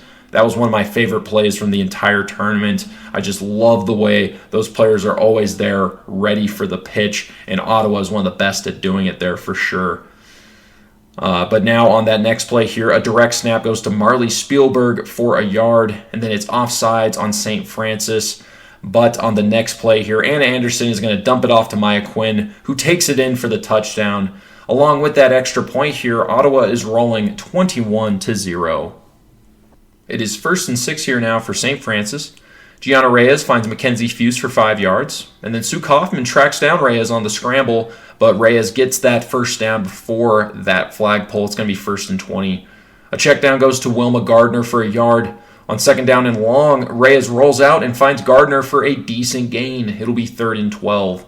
On 3rd and 12, a pass goes out here for a nice gain and a first down across midfield. It'll be 1st and 20 for St. Francis. Gianna Reyes then finds Harmony Walker for a few yards as we reach the 2-minute timeout. It's going to be 2nd and 16 here coming out of that 2-minute timeout. A pass goes to Haley Witherspoon, but she is tracked down by Duquesne Washington to make it 3rd and 7. On 3rd down, a quick pass to Witherspoon again here for 5 yards. It'll be 4th and 2. On 4th down here, Gianna Reyes takes the snap, and Sue Kaufman shuts down a check down to Wilma Gardner. Ottawa completely shuts down the coverage on that drive here. It was very tough for Gianna Reyes to find any sort of open receivers downfield. That's why she's looking for those check downs there. Sometimes that's the only thing that's open here. It's going to be now 1st and 19 for Ottawa. Anna Anderson rolls out right, and she checks it down to Maya Quinn for 9 yards. It'll be a timeout for Ottawa with 30 seconds left. Coming out of the timeout, Anna Anderson hucks a bomb to Alyssa Linkus down the sideline for a touchdown. It is 27-0. Marley Spielberg takes in the extra point, 28-0 now. That's going to end this recap here. Ottawa moves on with a 35-13 win, and the playmaker of this game is going to be Anna Anderson. The Braves will be moving on to face the winner of the Baker and Kansas Wesleyan game up next here on the Playmaker's Corner podcast. Now for St. Francis, I just want to say what an amazing first season that you guys had, for you guys to come out as a first-year program and make the Final 8 over some teams that have been around for a long time. That definitely says something. Shout out Gianna Reyes, shout out Witherspoon, shout out Harmony Walker, shout out everyone on that team there. Y'all did great this year, and we're looking forward to seeing what you guys do in the future here. Let's go ahead and keep things rolling. We got a very big matchup in this next one. We got number 5 Baker up here against number 6 Kansas Wesleyan. A couple of familiar foes out of the KCAC. Baker has won both matchups that these two teams have had so far this year, and that definitely means something to both of these squads. This is a winner-go-home matchup. The winner of this one is going to be facing Ottawa here to go ahead and see who's going to be moving on and just moving on in the tournament in general here. Let's go ahead and see what happens here. It's going to be Baker ball 1st and 6. Tara Lorente scrambles here for 5 yards, and on 2nd and 1, Lorente finds Destiny Martinez to make it 1st and 20. On 1st and 20, Sanaya Waller goes to Mahogany Simmons, who makes some moves here for a big gain near midfield. It'll be 2nd and 1. Following an incomplete pass here on 3rd and 1, a pitch goes to Kaylee Phillips, who takes it herself for a first down. It'll be 1st and 13. On the very next play here, Kaylee Phillips launches an absolute bomb into the hands of Mahogany Simmons. Just a perfect pass into the hands of Simmons there for a touchdown. The extra point was stopped, but Baker is striking first here. They lead 6-0. It's going to be 1st and 6 here for Kansas Wesleyan. Yui Watanabe gets a reception for 4 yards, and then I missed whatever happened on the next play, but it's going to be 1st and 10 here for Kansas Wesleyan. A quick pass to Jasmine Whitfield gets him a few yards, and then Jucani Washington shuts down a quick pass. It's going to be 3rd and 9 now for Kansas Wesleyan. On 3rd and 9, Iwata fires a dime to Jasmine Whitfield for a first down across midfield. It'll be 1st and 19. A pass right goes for 7 yards, and on 2nd and 12, Iwata fires a bullet to Janice Washington for a first down in the red zone, plus a flag on Baker for some contact. It's going to be 1st and 7 for Kansas Wesleyan. On 1st and 7, Iwata finds Jasmine Whitfield for 4 yards.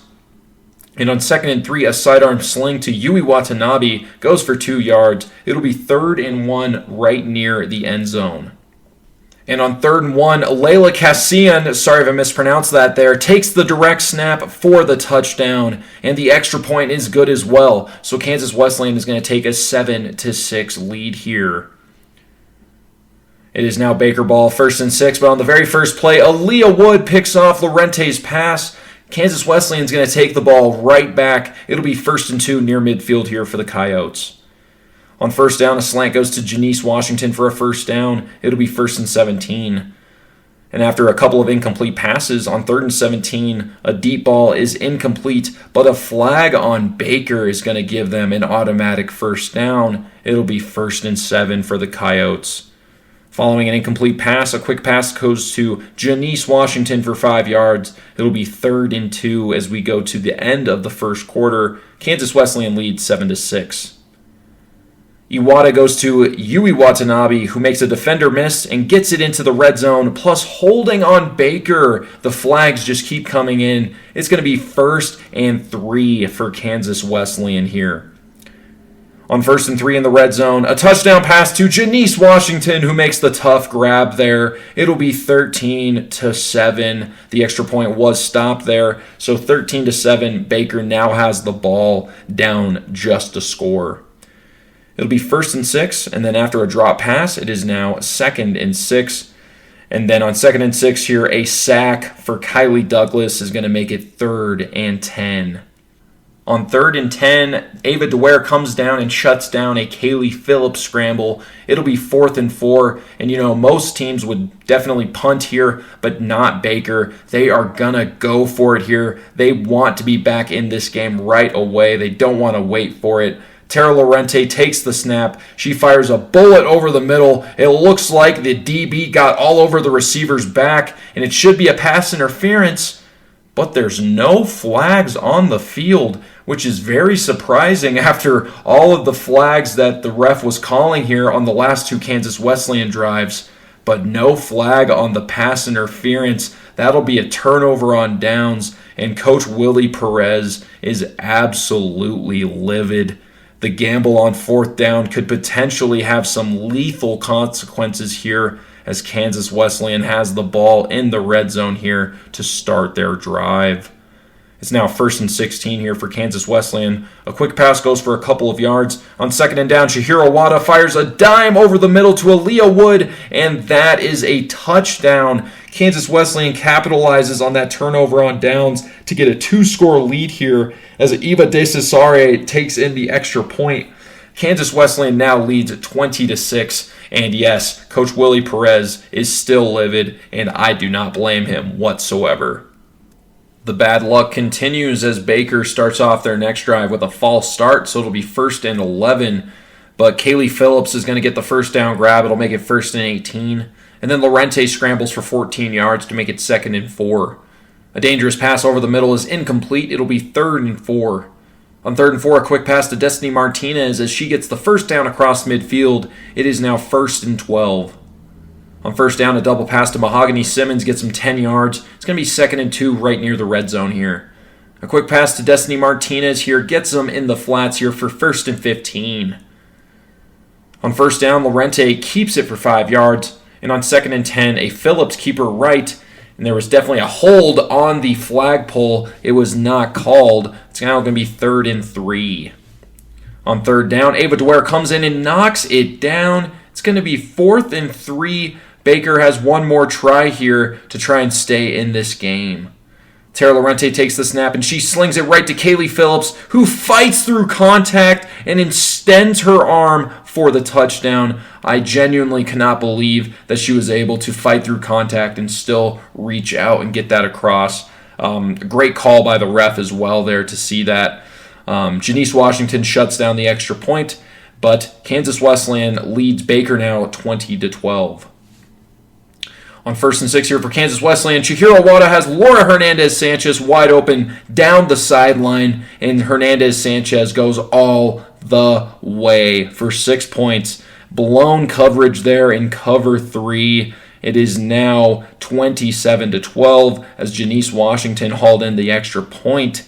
So, Baker, they got right back in the game with that touchdown, but now blown coverage now leaves them with a 15-point deficit. And, with elimination knocking on the door, they definitely need to answer quickly here. After a couple of incomplete passes here for Baker, it's going to be 3rd and 6 as we reach the 2-minute timeout. Coming out of the 2-minute timeout, a quick pass to Destiny Martinez in the flats gets him a first down. On 1st and 16, a check down to Tara Lorente for a couple of yards, and then Lorente to Destiny Martinez along the sideline for 12 yards. On the very next play, Sanaya Waller takes the snap, and her pass is into the hands of a KWU defender, and Kansas Wesleyan will have the ball once again here. And everything that can possibly go wrong for Baker is currently going wrong. It's unbelievable here. It is 1st and 10 near the red zone for Kansas Wesleyan. A check down goes to Yui Watanabe, plus a flag on Baker. Holy smokes. It is 1st and 16 in the red zone. Iwata goes to Janice Washington for 10 yards. She was wide open there. It is 2nd and 6. A delay of game on Kansas Wesleyan, though, is going to make it 2nd and 11. On 2nd and medium here, Iwata finds Aaliyah Wood for 6 yards. It is 3rd and 5 in the red zone as Kansas Wesleyan calls timeout. Coming out of the timeout, you better believe Kansas Wesleyan capitalized here. Janice Washington hauls in the touchdown as well as the extra point. Kansas Wesleyan is just digging their foot in on Baker. It is 34-12 as we head to halftime. What a disaster. Baker comes out and they score right away on their very first drive of the game. But ever since that missed pass interference call on 4th and 4, they have just been getting killed here left and right, whether it be penalties, blown coverage. Everything that can go wrong is going wrong here. Let's go ahead and check out the second half here. It's going to be Kansas Wesleyan ball, 1st and 6. And on the very first play of the half, folks, Chihiro Wada launches a bomb to none other than Laura Hernandez-Sanchez, who hauls it in, and she can walk it in for the touchdown. Unbelievable. Baker, after that awful end to the first half, the very first play of the second half is a touchdown for Kansas Wesleyan. You cannot make this up. And guess what? On the next drive for Baker, Hernandez-Sanchez picks it off here on the next drive to give Kansas Wesleyan the ball back. She is making her name known in this tournament. She is making plays left and right. And that is going to end this recap right then and there. Kansas Wesleyan gets their first win against Baker on the season at the absolute best time possible. With a 53-35 win here, they send Baker home, and they're going to be facing Ottawa in the next round for a rematch of their double overtime quarterfinal matchup from last year in Kansas City. The playmaker of the game is going to go to Laura Hernandez-Sanchez. Here we go, folks. We now have potentially the game of the entire tournament. I'm, of course, talking about the matchup between number 6 ranked Kansas Wesleyan and number 2 ranked Ottawa. These two teams have a ton of history dating back to the 2021 season. They are both in the KCAC. They both play multiple times a year. And honestly, Ottawa has been dominating for the vast majority of this rivalry here. But that doesn't really mean anything when it's win or go home. Kansas Wesleyan is extremely tough to beat when their backs are against the wall. I've been telling people this, and this game definitely proved that. We have here, as far as plot lines and storylines go, the Sours, Kate and Liz. They are trying to keep things rolling here. They've won 5 straight national championships. They've never been eliminated from the NAIA playoffs. And then on the other side, it's Kansas Wesleyan, the underdogs, the team that has never made it past the quarterfinals in the national championship, a team that has been called the silver bracket champions year after year, a team that is trying to take that off of their name and move into a different tier completely. This game has a ton on the line here, folks, and there were some absolute fireworks, to say the least. Is Ottawa going to keep things rolling and get that 6th straight national championship for Liz and Kate Sowers before they move on to the University of Nebraska? Or is Kansas Wesleyan finally going to come in here and hand the Braves their first ever playoff elimination in their program's history? There's a ton on the line here, folks, and I don't want to waste any more time here, so let's jump right into this recap. All right, this one is going to be 1st and 6 here for Ottawa to start off this one, but they're actually going to end up punting right away here as Kylie Douglas gets 2 sacks on this drive to help force that punt here. It's going to be 1st and 14 for Kansas Wesleyan, but they will actually also end up punting here with Kenny Washington making some big plays and not allowing anything to happen in the secondary. It is now 1st and 13 for Ottawa following that punt. And Anderson keeps it for 3 yards, and then a quick out to Olga Sotillo goes for 5 yards to make it 3rd and 5. On 3rd and 5 here, Sotillo makes a diving catch here along the sideline for a first down across midfield. On 1st and 19, Olga Sotillo has a rare drop over the middle. It'll be 2nd and 19. A check down to Maya Quinn goes for a yard, and then Jada Bayron makes a leaping grab to make it 4th and 10, and Ottawa is going for it here. On 4th and 10, Anna Anderson surveys, and she finds Jada Bayron open for a nice gain and a first down in the red zone. It's now 1st and 15. On 1st and 15, a slant goes to Tatiana Dos Santos, but it is way behind her and incomplete. On 2nd and 15, a check down to Maya Quinn goes for 8-ish yards to make it 3rd and 7. With about a minute left here in the quarter, Kylie Douglas is having herself a day as she gets her 3rd sack of the quarter. And at the end of the first quarter here, it is 0-0. Coming out of the end of the first quarter here, it is 4th and 12 here for Ottawa in the red zone.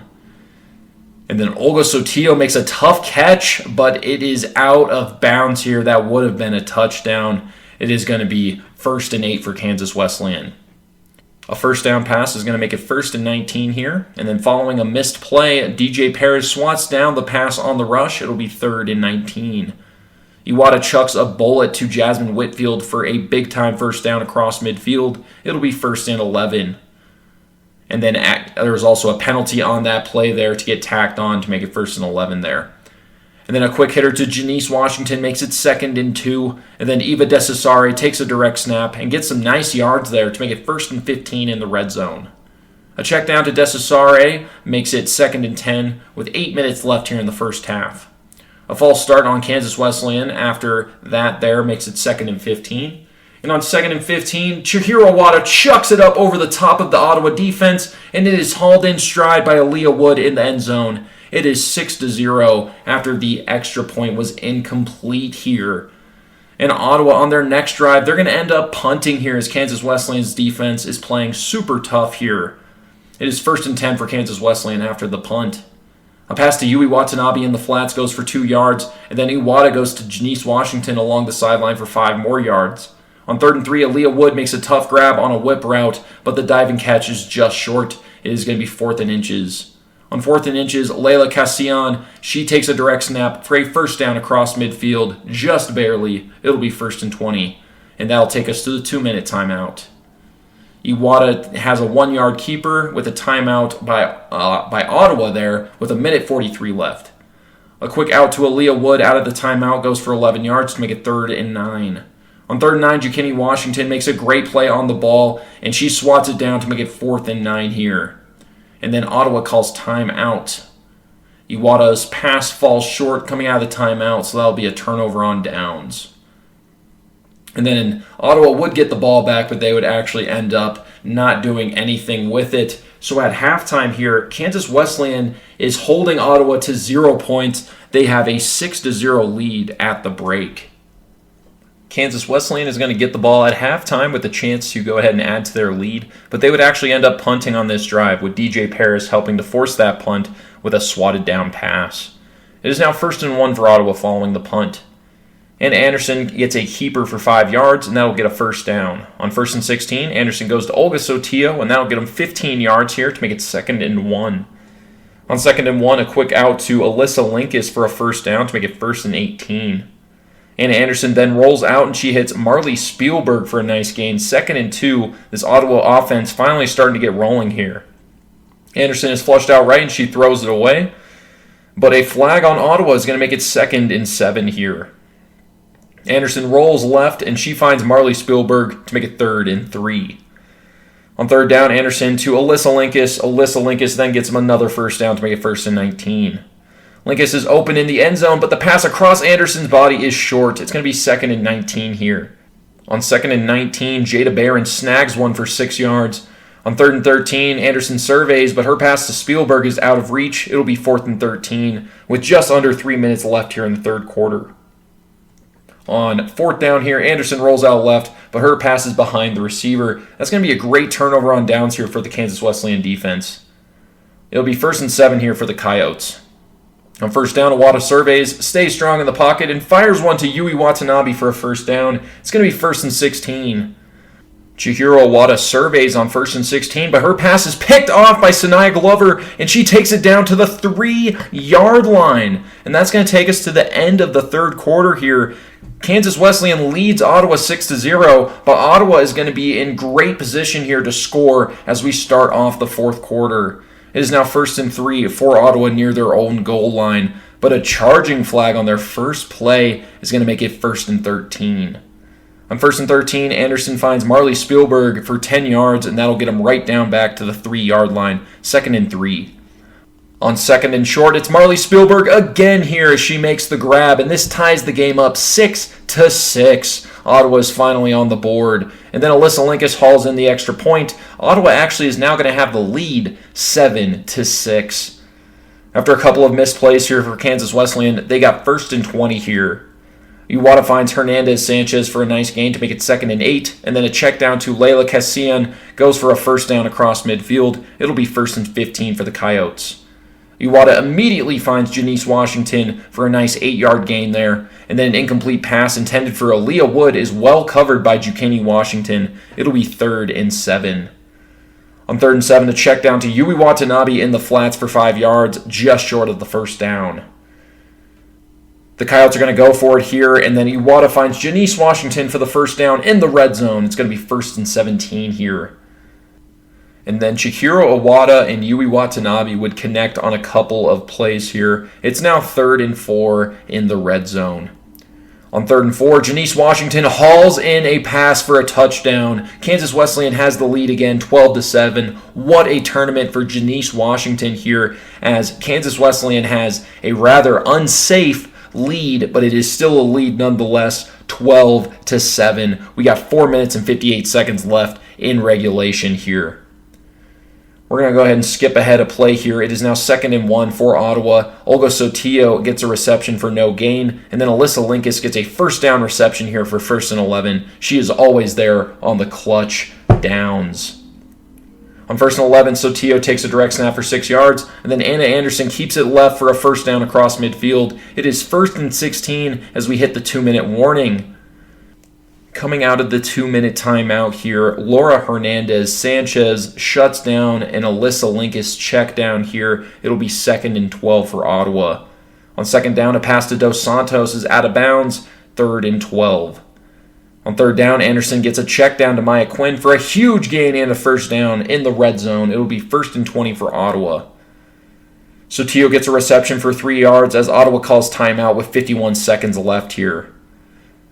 On 2nd and 17, coming out of the timeout here, Anna Anderson looks to her left. She has Alyssa Linkus who takes the grab. She goes up the sideline, spins out of 3 flagpoles, and she goes up the sideline, stays in bounds for the touchdown. I have no idea how Linkus was able to avoid getting her flag pulled there while also staying in bounds. The Kansas Wesleyan defense can't believe it, and neither can I. Ava Dwyer picks off the extra point and nearly houses it, but Ottawa still has a 13-12 lead here with less than 40 seconds left in the game.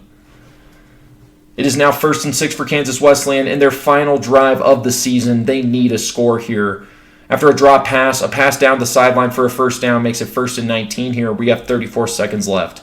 A pass goes to Janice Washington for a few yards, and then Aaliyah Wood with a huge reception here. It'll be 3rd and 5, and then timeout here for Kansas Wesleyan with 30 seconds left. Coming out of the timeout, Iwata fires it to Laura Hernandez-Sanchez for a huge first down across midfield. It'll be 1st and 12. Kansas Wesleyan calls timeout here with 13 seconds left, and this could very well be their final play of the year after this timeout. The senior Chihiro Iwata has one more throw to try and keep the Coyotes season alive. Coming out of the timeout, Iwata takes the snap. She looks to her left. She throws up a bomb, and it is into the hands of Janice Washington, who hauls it in for the unbelievable walk-off touchdown. Iwata's perfect pass of a lifetime sends Kansas Wesleyan to the semifinals. But more notably, it sends the Ottawa Braves home for the first time before the national championship in program history. The Sours' final game at Ottawa ends in absolute heartbreak as Chihiro Iwata's throw of a lifetime sends the Braves home. And that was easily a top 2 or 3 play in women's college flag football history. Chihiro Iwata is obviously the playmaker of the game for sending home the 5-time reigning national champions home for the first time ever. She avenges their double overtime loss last year to Ottawa, as well as numerous losses in years prior with Coach Nguyen, and even dating back to the coach Mike Famiglietti days. To the Ottawa Braves, whatever happens in your next chapter with Coach Abby Brown, just know that your guys' 5-year run will never be forgotten. Your legend will be something that all programs will strive to reach for decades to come. Keep your heads held high as you have revolutionized the sport and have an entire rest of the country trying to chase your glory. To the seniors, thank you for being pioneers of the sport and good luck in your next endeavors. To Coach Liz and Coach Kate Sowers, we very much look forward to seeing what kind of damage you can do at the D1 level here with the Nebraska Cornhuskers. To say you two are legends is an understatement, and we already know that you two are just getting started. From us here at Playmaker's Corner, thank you again for this era of the Ottawa Braves. Alrighty, folks, it is now time to go ahead and see who is going to be moving on to the national championship here. We got a couple of undefeated teams that have both wiped out both of their opponents leading up to this moment here in the semifinals. We got number 1 ranked Warner facing off against number 3 ranked Keiser. Warner has taken down to this point St. Francis as well as Baker. Looking at Keiser, they have taken down Kansas Wesleyan and Ottawa in some very tough matchups, I must say, here for Keiser. Whereas Ottawa, they've kind of just been rolling here. But this game had some absolute excitement. I'm just going to, I don't want to throw out any spoilers here. But if you don't know what already happened, I mean, this game was absolutely electric, especially following up to that Kansas Wesleyan-Ottawa game. I mean, we're just on a roll here. So let's go ahead and check out what happened in this one here. It's going to be Warner ball, 1st and 6 here. First pass here goes out of bounds, and then a pass to Avalon Lux Offerman gets him 5 yards to make it 3rd and 1. On 3rd down 1, a first down pass goes to Omariah Gordon, plus a flag on Keiser. That'll be 1st and 10. After an incomplete pass, a charge on Warner is going to make it 2nd and 15. A slant to Maggie Lauber gets him a first down across midfield. It'll make it 1st and 17 there. On 1st and 17, a pass to Jessica Finley goes for 6 yards, and then a quick pass to Avalon Lux Offerman for another 7 yards. That'll make it 3rd and 3 here. On 3rd and 3, Kylie Caetano comes in and gets a big-time sack here. It'll be 4th and 7, so now Warner has to get a score here or there'll be a turnover on downs. And Catherine Hutchinson's pass to the end zone will fall down incomplete. That Caetano sack was big time there. It'll be 1st and 13 here for Keiser after that turnover on downs. A check down to Janasia Wilson goes for 4 yards, and then Sarah Villarreal gets a little reception there to make it 3rd and 4. Ava Wallace then floats a dot to Tremisha Harris, and she takes that into the red zone here. It'll be 1st and 10 for Keiser. Following an incomplete pass on 2nd and 10, Andrea Castillo shuts down a pass to Ashley Clam. It'll be 3rd and 7. A quick out to Dakota Moberg gets him a nice gain. It'll be 4th and 1 right up near the end zone here as Keiser calls a timeout with 2 minutes and 52 seconds left here in the first quarter. Coming out of the timeout, Janasia Wilson takes the direct snap and she reaches across here for 6 points.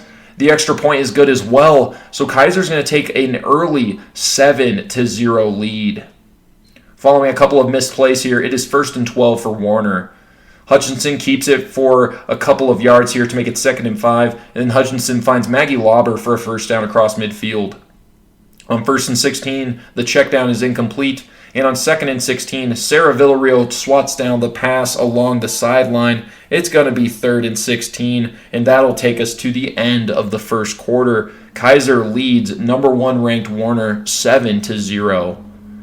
Coming out of the end of the first quarter here, a pass behind the receiver is incomplete, and then an incomplete deep ball. It'll be a turnover on downs here for Warner. Very uncharacteristic of them. That Keiser defense is definitely not messing around today. It'll be 1st and 4 here for Keiser near midfield. Ava Wallace goes to Olivia Rijo for a first down across midfield. On 1st and 15, Angeline Bunting breaks up a check down to Sophia Caprio. On 2nd and 15, Wallace slings it to Olivia Rijo along the sideline for about 7 yards there. On 3rd and 8, a drag to Rijo for 5 yards makes it 4th and 3. And on 4th and 3, pass interference is called on Jessica Finley, and that'll be 1st and 17 in the red zone. Tremisha Harris gets a reception here for 3 yards. On 2nd and 14, a quick pass to Sophia Caprio there in the flats will make it 3rd and 12. On 3rd and 12, another pass in the flats goes to Caprio. That'll make it 4th and 10 with just under 6 minutes left here in the first half as Keiser calls another timeout. Coming out of the timeout, Lauren Clark comes in and gets a big-time sack to force the turnover on downs. It's going to be 1st and 1 for Warner. A check down to Kaylee Thomas goes for a first down, and then a drop pass. And then a first down to Jessica Finley gets him a big gain across midfield. It'll be 1st and 9 right near the red zone. On 1st and 9, Warner wastes no time here as Hutchinson launches a bomb into the diving arms of Mariah Gordon. It is 7-6. What a play there by OMG. But the botch snap on the extra point means that Keiser still has a 7-6 lead. Keiser is going to punt here on their next drive with Lauren Clark making plays to help force that punt. And Warner does not score on their next drive. So at halftime here, Keiser leads number 1 ranked Warner 7-6. It's going to be 1st and 6 here for Keiser to start off the second half.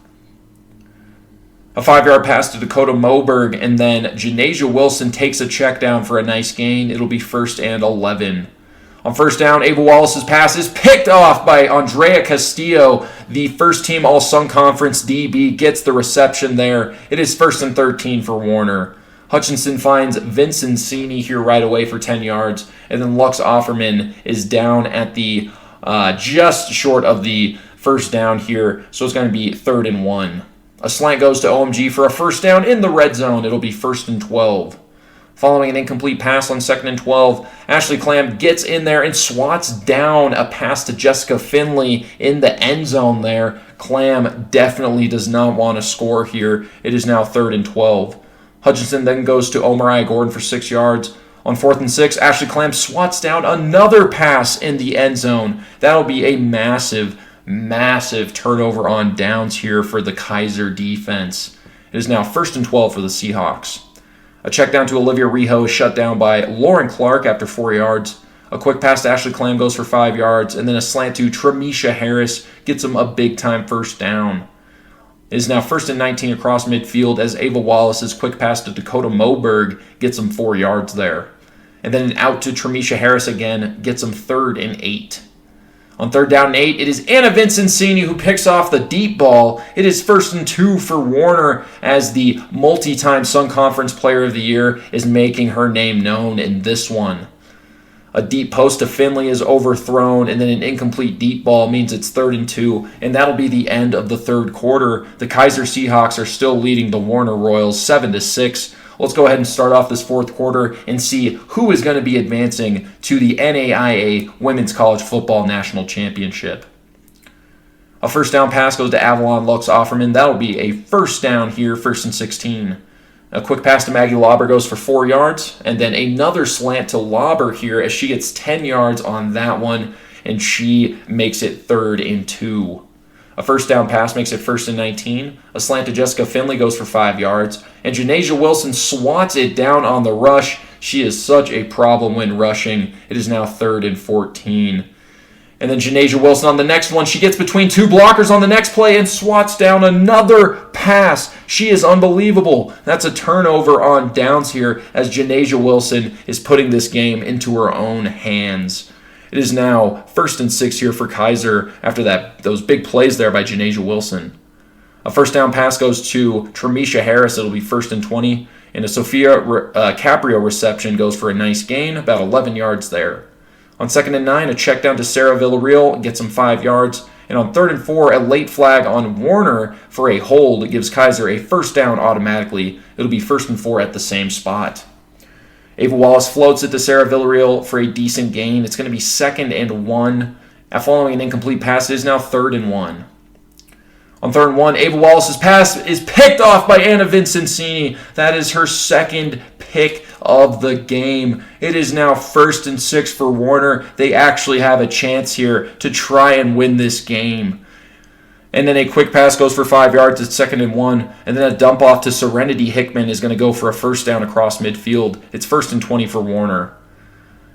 Following an incomplete pass, it is 2nd and 20. And then Janasia Wilson bats down another pass. That is 3 batted down passes in 2 drives. It is 3rd and 20 here for Warner. On 3rd and 20, the clock is ticking. A check down goes to Lux Offerman, but she is stopped for a loss of a yard. It's 4th and 21. Keiser just needs one stop on one more play to win this game and head to their 4th ever national championship. Let's go ahead and see what happens here. On 4th and 21, Katherine Hutchinson takes the snap. She rolls right. She hucks it deep. A prayer. And OMG jumps up and somehow makes the grab. She makes a game-saving grab in double coverage. And that is going to be a first down in the red zone. The Warner Royals still have some life here. And there is 53 seconds left here as Keiser calls timeout. Coming out of the timeout, a quick out goes to Omariah Gordon out of bounds here with 49 seconds left. It is 2nd and 5 as Warner calls timeout. A handoff goes to Omariah Gordon, but an illegal contact flag makes it 2nd down here and decent. On 2nd down, Hutchinson buys some time. She looks right and slings it to OMG for the touchdown. Warner leads 12-7. I cannot believe it. And on the extra point, OMG adds some extra sauce here with a one-handed grab plus pass interference on the play. It is 13-7. Omariah Gordon might be the best receiver or the best player in the entire country. She is unbelievable. And that will be the final score in this one, folks, as Omariah Gordon will be the playmaker of this game, as her heroics in this one send the Warner Royals to their 1st ever national championship appearance in program history. Unbelievable. And now Keiser, they will be facing Kansas Wesleyan again here in their next matchup to see who will be moving on to play Warner on Saturday for the Red Banner. What's good, y'all? Coach V here. A slight change of pace here in your recap, but I'm going to recap one of the semifinals leading up to this national championship. The winner of this game gets to play Warner for a chance at the national championship. This was one of the last games, I think it was the last game on Friday, I want to say here, between Kansas Wesleyan and Keiser. Both teams obviously in the loser bracket after losing a game. Keiser just losing to Warner, and then Kansas Wesleyan lost a bit ago to Keiser, I believe, actually, where it was a very close game in the first round of this tournament. And so going into this game, I mean, gotta remember Kansas Wesleyan just eliminated Ottawa. Keiser, other than a close Warner loss, still playing at a very high level here. And so you already know this game's going to be a good one for a chance to challenge Warner for the national championship. So, without further ado, let's hop right into it. And I will say this, I was watching it on stream, and I was trying to get Gino to get me names as these happened, but it was a little bit hard to see jersey numbers, so if I wasn't able to get everybody, I apologize. But I'm going to do my best. And so here we go. In the first quarter, Kansas Wesleyan, Shiro Owada and this offense would go ahead and take over. A couple penalties gives KW their first down to jumpstart this drive to get close to midfield, and then a check down to Yui Watanabe gives them a first pass midfield as they are rolling. Couple plays later, it's 3rd and 14 as they approach the red zone here. Owada makes a nice throw on the run right, and this is a toe tap, a great catch by Ali Wood, and also a great throw by Owada as well. I wasn't quite sure where the ball was going until it was right on the money near that sideline, and that made a 3rd and 14 to a very manageable 4th and 2. 4th down here, looking to get into the red zone. Owada rolls left and throws a beauty of a post route. It's Janice Washington, who has a step on her DB and goes to the house to go ahead and give Kansas Wesleyan their first score of the game and their first lead. Just a beautiful play here by Owada under pressure, making a great throw, and then Janice Washington stacking this route right and getting a step on her DB. Now on the PAT, Owada finds Aaliyah Wood in the back of the end zone to make it 7-0. Keiser goes ahead and takes over here. Ava Wallace and company, they get a big first down thanks to Tramisha Harris on a pitch forward and a couple more as well. Couple plays later near midfield, it is 3rd and 7 here. Wallace finds, I think, Sophia Caprio, and that gets them across midfield. Following that, on first down, Wallace with the snap rifles throw right up the seam. This is a great laser of a throw on the money to her slot receiver on the left, and that would be another big play to go ahead and put them in the red zone. Still on fire here, Wallace goes ahead and gets a snap, and she eventually runs this one in to make it 7-6. But on the PAT, Kansas Wesleyan's defense stands strong and knocks it away to keep them in the lead. Now here we go, K-Dub with their second drive here, a couple short throws over the middle to Ava Durr, and then finally another Aaliyah Wood toe tap would go ahead and get them across midfield, as this Kansas Wesleyan offense is obviously driving and very, very well in rhythm here. After a short couple passes, a sack by, I want to say, Serenity Simon on 4th down would eventually end that drive and bring up the second Keiser drive here. Near the end of the first quarter, Wallace, after the initial first down, rifles another great throw up the seam to Madison Koger, who brings in a nice pass, and that would basically flip the field as they are on the other side to start the second quarter. 1st and 15 here across the midfield for Keiser. Couple short passes over the middle, and now it's 1st and 19 in the red zone.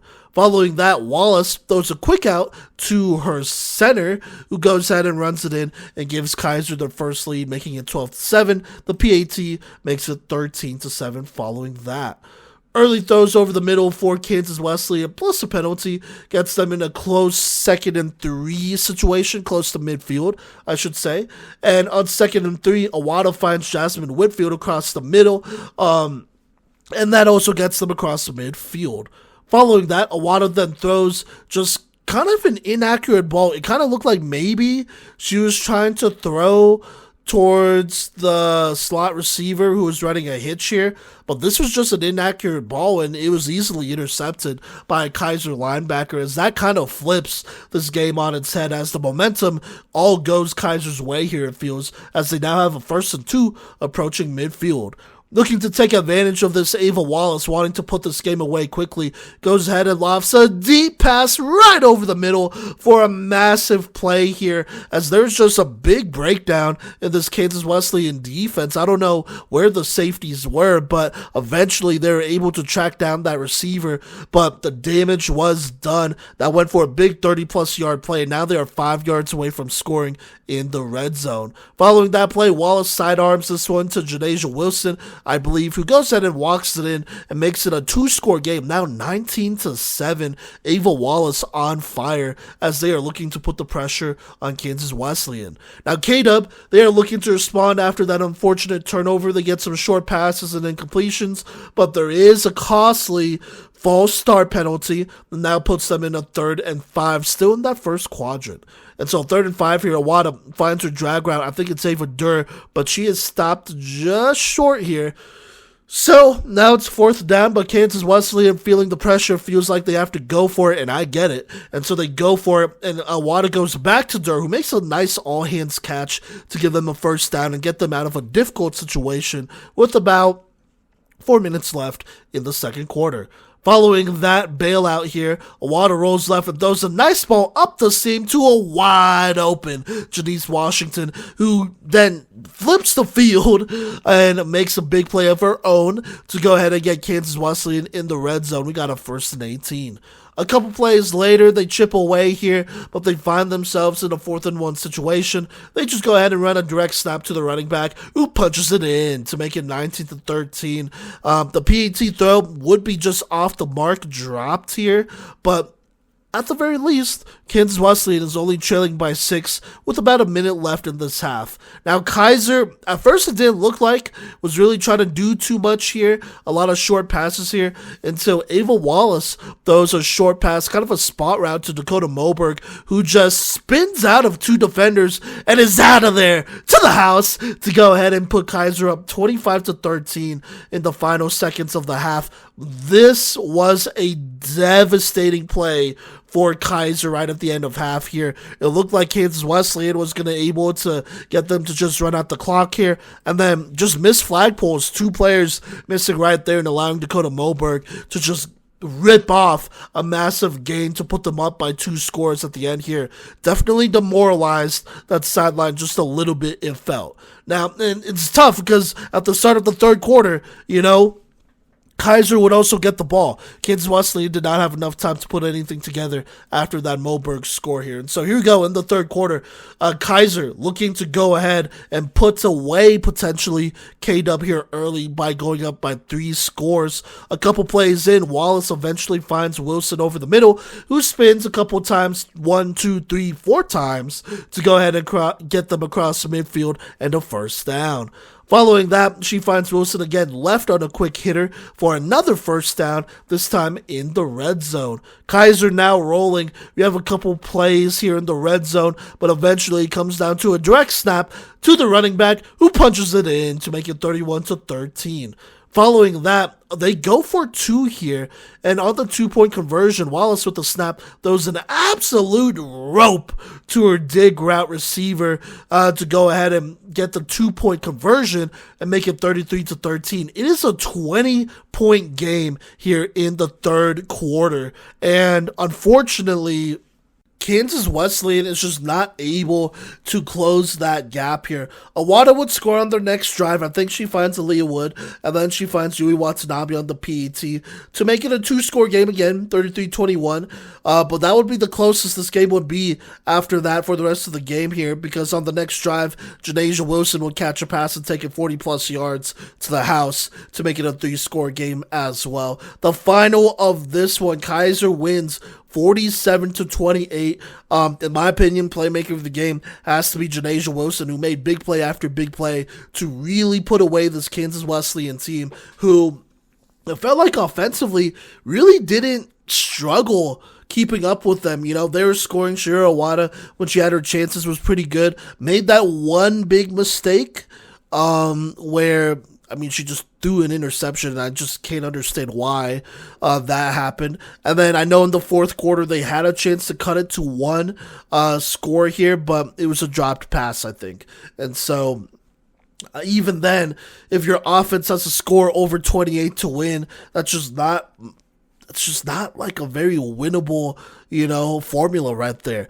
Defensively, it just felt like at this point, late in the tournament, late in the day too, they were just too tired to stop this Keiser team. And on top of that, this is just a really good Keiser offense to stop. Even in that first game, they struggled too. And so, just did not go the defense's way for them, which is an unfortunate way to end Shahiro Awada and Aaliyah Wood's career on the collegiate level. But, you got to give them a lot of respect. They left it all out on the field, and they played some great flag football in their final game here. That goes out to all the Kansas Wesleyan receivers and seniors for them over there.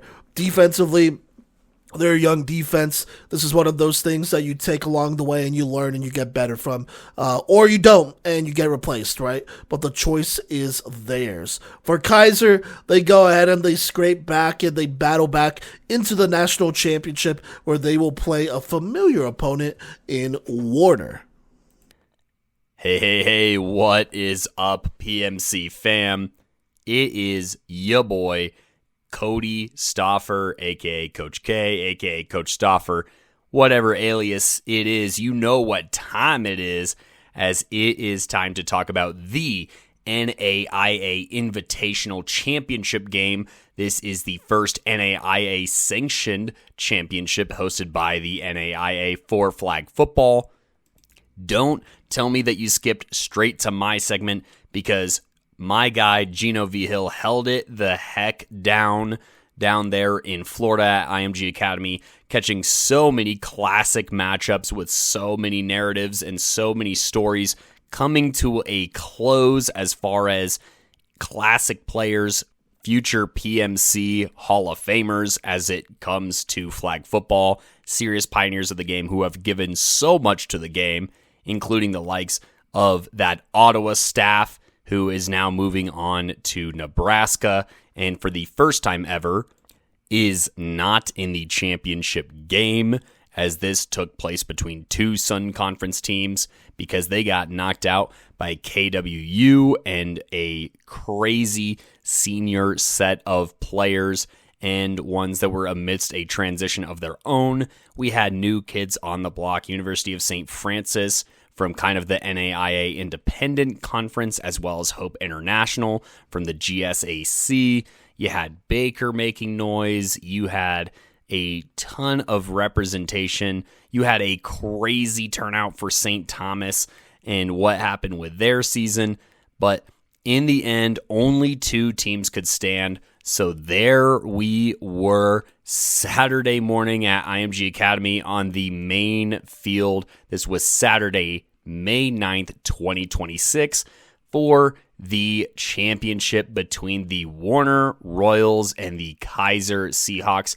Keiser making yet another appearance in the national championship game, this time with some serious tests and with yet another matchup with Warner. They played in the regular season. They played in the Sun Conference Championship. They played once in this tournament already. We recapped all of those games throughout the year. So if you really want to know the full setup for this game, you have to listen back through our season, as these teams have had some crazy storylines leading into the season, dating back to last year, and some real crazy developments as the season progressed as well, that just made these two teams so entertaining to match up for a fourth time, every single time being an instant classic. So do listen back and get the full picture before diving into this if you need to. Don't cut any corners, as all of the buildup to this led to amazing payoff for this national championship game that took place at 10 a.m. out in Sarasota at IMG Academy. Now, I myself had quite the crazy journey and experience for attending this game myself. As I said, Gino V. Hill held down the rest of the tournament, so the prior 2 days of this tournament, he covered all of those games as best as he could, and especially when they were at one field, he absolutely held it down. Got some awesome highlights that are up on our Instagram at Playmaker's Corner, as well as on TikTok at Playmaker's Corner, so go check those out. We were able to recap the all-tournament team as well on our Twitter/X, and he just did so much work. Meanwhile, I was not able to attend those first 2 days, and so Gino did what had not been done in a few years since I went down to Atlanta by myself. This would have been 3 championships ago prior to this one for an Ottawa Thomas insanity masterpiece. But regardless, my journey was pretty crazy, as I left for this game at midnight on Friday night and landed in Florida at 5-ish a.m. Gino came and picked me up at 6 a.m. We went back, repositioned, got some breakfast, and then we're here at IMG Academy for this matchup that we are going to get into here. And so without further ado, let's talk about it. Keiser and Warner here. Warner would start with the football here. Now that Keiser pass rush immediately made itself known. They made some adjustments in this tournament that really unlocked a new gear for this pass rush, and it was very apparent as Hutch was almost sacked on this very first play, but they were able to get a pass off and a pitch that set up 2nd and 3. Now, on this very next play, it would be a quick pass right to Colorado's very own Avalon Lux Offerman, who would pick up a first down. Now, they would be at the 22, and there would be another very quick pass, but an even quicker pull here. And on the very next play, it would be a pass to Mariah Gordon here, as Hutchinson had to roll left, but it was pulled very quickly. Once again, this is Hannah Jays on this flagpole. She had herself a game, and eventually this Keiser team forces Warner to punt on their opening drive, and this gave Keiser the football at about the 17-ish yard line. And it wouldn't take long for the Warner defense to make their presence known, as Lauren Clark on this very first play of Keiser's offense in this game gets a sack and is absolutely fired up here, making a play early and letting Keiser know what they are here to deal with. However, there'd be a quick pass to Moberg on the very next play that would set up 3rd and 1 here. And on 3rd and 1, it'd be a quick pass with a diving catch by Sarah Villarreal here for a first down just outside of the 20-yard line. On the next play, Ava Wallace here at quarterback gets the snap, rolls right, and absolutely dots up Sophia Caprio, who escapes one pull and races down the sideline, breaking into Warner territory, not getting stopped until the 34-yard line, and putting this Keiser drive in absolutely beautiful setup, especially following the stop on the Warner drive. I do want to note that on this rollout, by the way, Ashley Clam here in the slot set up a great block to buy a little bit of extra time. Now, on the very next play, Villarreal would get her number dialed up again, this time on a check down and scoot just inside of the 30, but a delay of game would push them back. And while they may have been moved down, but they would not be out, as Wallace here would roll left and find Moberg all the way into the red zone here on just an excellent pass and an athletic play by Dakota Moberg here. A quick pass right now puts Keiser just 5 yards away from potentially delivering the opening score here. And on the very next snap, it's going to be Ava Wallace getting the ball, throwing right, and Ashley Clam extending to the top shelf, gets the touchdown here and puts Keiser up on the board first after a defensive stop. This is absolutely massive. Keiser striking first blood in this game here. But on the very next play, the PAT, it is intercepted. And so Keiser will just have to settle for a 6-0 lead here with 4 minutes and 12 seconds to go here in the first. Now, Warner with the ball, they're going to come out and try and stretch out that Keiser defense, taking a deep shot left, but it would fall incomplete. Now, there would be a pass here. Hutchinson would find Mariah Gordon here on a slant to the left, but her flag would be pulled before she could get a pitch off, and now it is 3rd and 4. Warner takes another shot. This time, it's Ashley Clam who's in the area, and it's incomplete, but they're going to go for it. 4th and 4 in their own territory here, and they are going to dial up their number one play over the past 3 or 4 years, and that is a quick out to Anna Pat Vincenzini, who picks up the first down. Absolutely clutch play here to keep the Warner drive alive and not give Keiser the football inside of the red zone right after being down 6-0, but it pays off.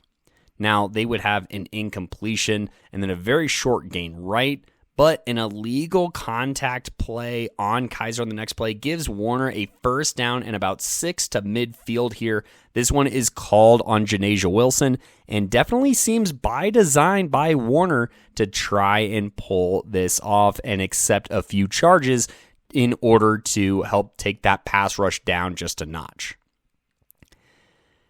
Now, with first down and 6 to midfield, they would throw a quick pass right to Maggie Lauber here, the JUCO transfer, and that would set up about 2nd and 1 or maybe 2.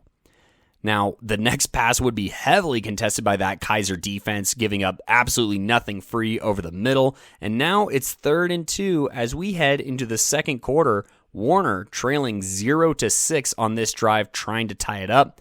But it's not long as OMG comes back and makes a catch to just narrowly get the first down here. On the next play, it's going to be a check down, but in the open field, Hannah Jays makes an awesome flagpole to keep the check down gain to just 6 yards. Now, on the very next play, they're going to take a shot towards the left sideline, but Madison Koger here really contests this pass and just forces it incomplete, as Hutch might have released this one just a bit late. Then on the very next one, Janasia Wilson has a very fiery pass rush, and that will force an awkward pass. And Warner, after the hot start to their drive and making some very clutch plays to pick up these first downs, will be forced to punt. And Warner, having not punted a whole lot this year, they punt, and it is caught by Sophia Caprio. And some missed flagpoles from Warner aids Keiser's return from Caprio all the way to the 32-yard line. Villarreal would make her presence felt again as she makes a catch and picks up 7 yards. And the Warner flagpoles are something that's just not quite pristine yet. They keep missing about the first time. On the very next play, though, Warner reminds everyone what their defense is, as Williams' pass rush makes that a moot point, and Wallace has to get rid of the ball, and that sets up 3rd and 1. Ava Wallace shows why she's one of the best in the country, though, and just throws a beautiful sidearm that picks up a first down. The next play, she finds Dakota Moberg, one of her favorite targets on this team, and that flag is pulled at the 29-yard line. The next pass would be left to Caprio, who is swarmed by Vincent Cini here, as well as a few other Warner players, and is just a few yards short of the first. That doesn't really matter, though, as the pass left is caught, and another missed flagpole from Warner pushes Keiser inside the red zone again. But Wallace on this next play has a sidearm, and upon the completion, OMG commits an illegal contact penalty, and that puts Keiser at the 2-yard line. Now, they call a direct snap, but it is stopped short, as well as the next one here, and now it is 3rd and 2, and Keiser has lined up in this type formation on the previous 2 plays with a direct snap, but on this one, it actually goes back to Ava Wallace, who rolls out right, and she throws a pass towards the end zone, but it's intercepted. Andrea Castillo here killing this Keiser drive. She does unfortunately take it out of the end zone, however, and is pulled at the 2-yard line, so Warner does not have a ton of breathing room. But either way, they get the red zone stop here, and they keep Keiser off the board. Now, they want to get some breathing room here, so they go back to Anna Pat, who gets to about the 7-yard line and gets a few extra yards here. Then Hutchinson is going to keep it herself, but is pulled at the 11-yard line. And once again, Hannah Jays, making her presence felt, flies to the check down on 3rd down and pulls it and forces another Warner punt. And on this punt, once again, Warner not looking super pristine on special teams here. Sarah Villarreal gets the punt, runs, and makes a massive juke, breaking into the red zone here. She makes a pitch, but it's finally pulled by Finley, and Keiser is right back in the red zone at the 9-yard line, basically starting right where they left off. Once again, special teams making its presence felt for the Seahawks early in this game. Now, it's going to be a pass here to Caprio, but that is pulled quickly by Lauren Clark. They are trying to iron things out. There's a timeout on the field with 1 minute and 31 seconds left. The next pass is right to Ashley Clam, makes a defender miss, and then Lauren Clark swipes in and makes the touchdown-saving flagpole at the 3-yard line, and Warner is going to take a timeout here to hatch down their defenses and see if they can keep Keiser out of the end zone on a second straight red zone trip. Now, on this next play, they send Clam in motion, but it's going to be kind of a weird slip here on this play from Keiser, and it's going to be an incomplete pass, and that sets up 4th and short. Now Wallace on this next play gets the snap, surveys the field, has time, and comes back across to a dig across the middle, trying to find Olivia Rijo here, and it is just not quite reeled in, and it's another empty Keiser red zone possession somehow, giving Warner the ball inside of their own 5-yard line. Wallace scanned the field, came back to Rijo, obviously not her first read, and it just barely hit her fingertips here. And, I thought that it was going to be a touchdown, but, Rijo just not really quite able to garner this one in. And just like that, Warner has a little over a minute, but they are struggling to gain breathing room on this drive as they don't gain any yards until 3rd down here. They finally get a catch and makes it to the 8-yard line, but Keiser is going to use a timeout and Warner will punt. And so once again, Keiser has about 55 seconds, and Villarreal makes the first defender miss on the flagpole, and Keiser has the ball in the 23 going in.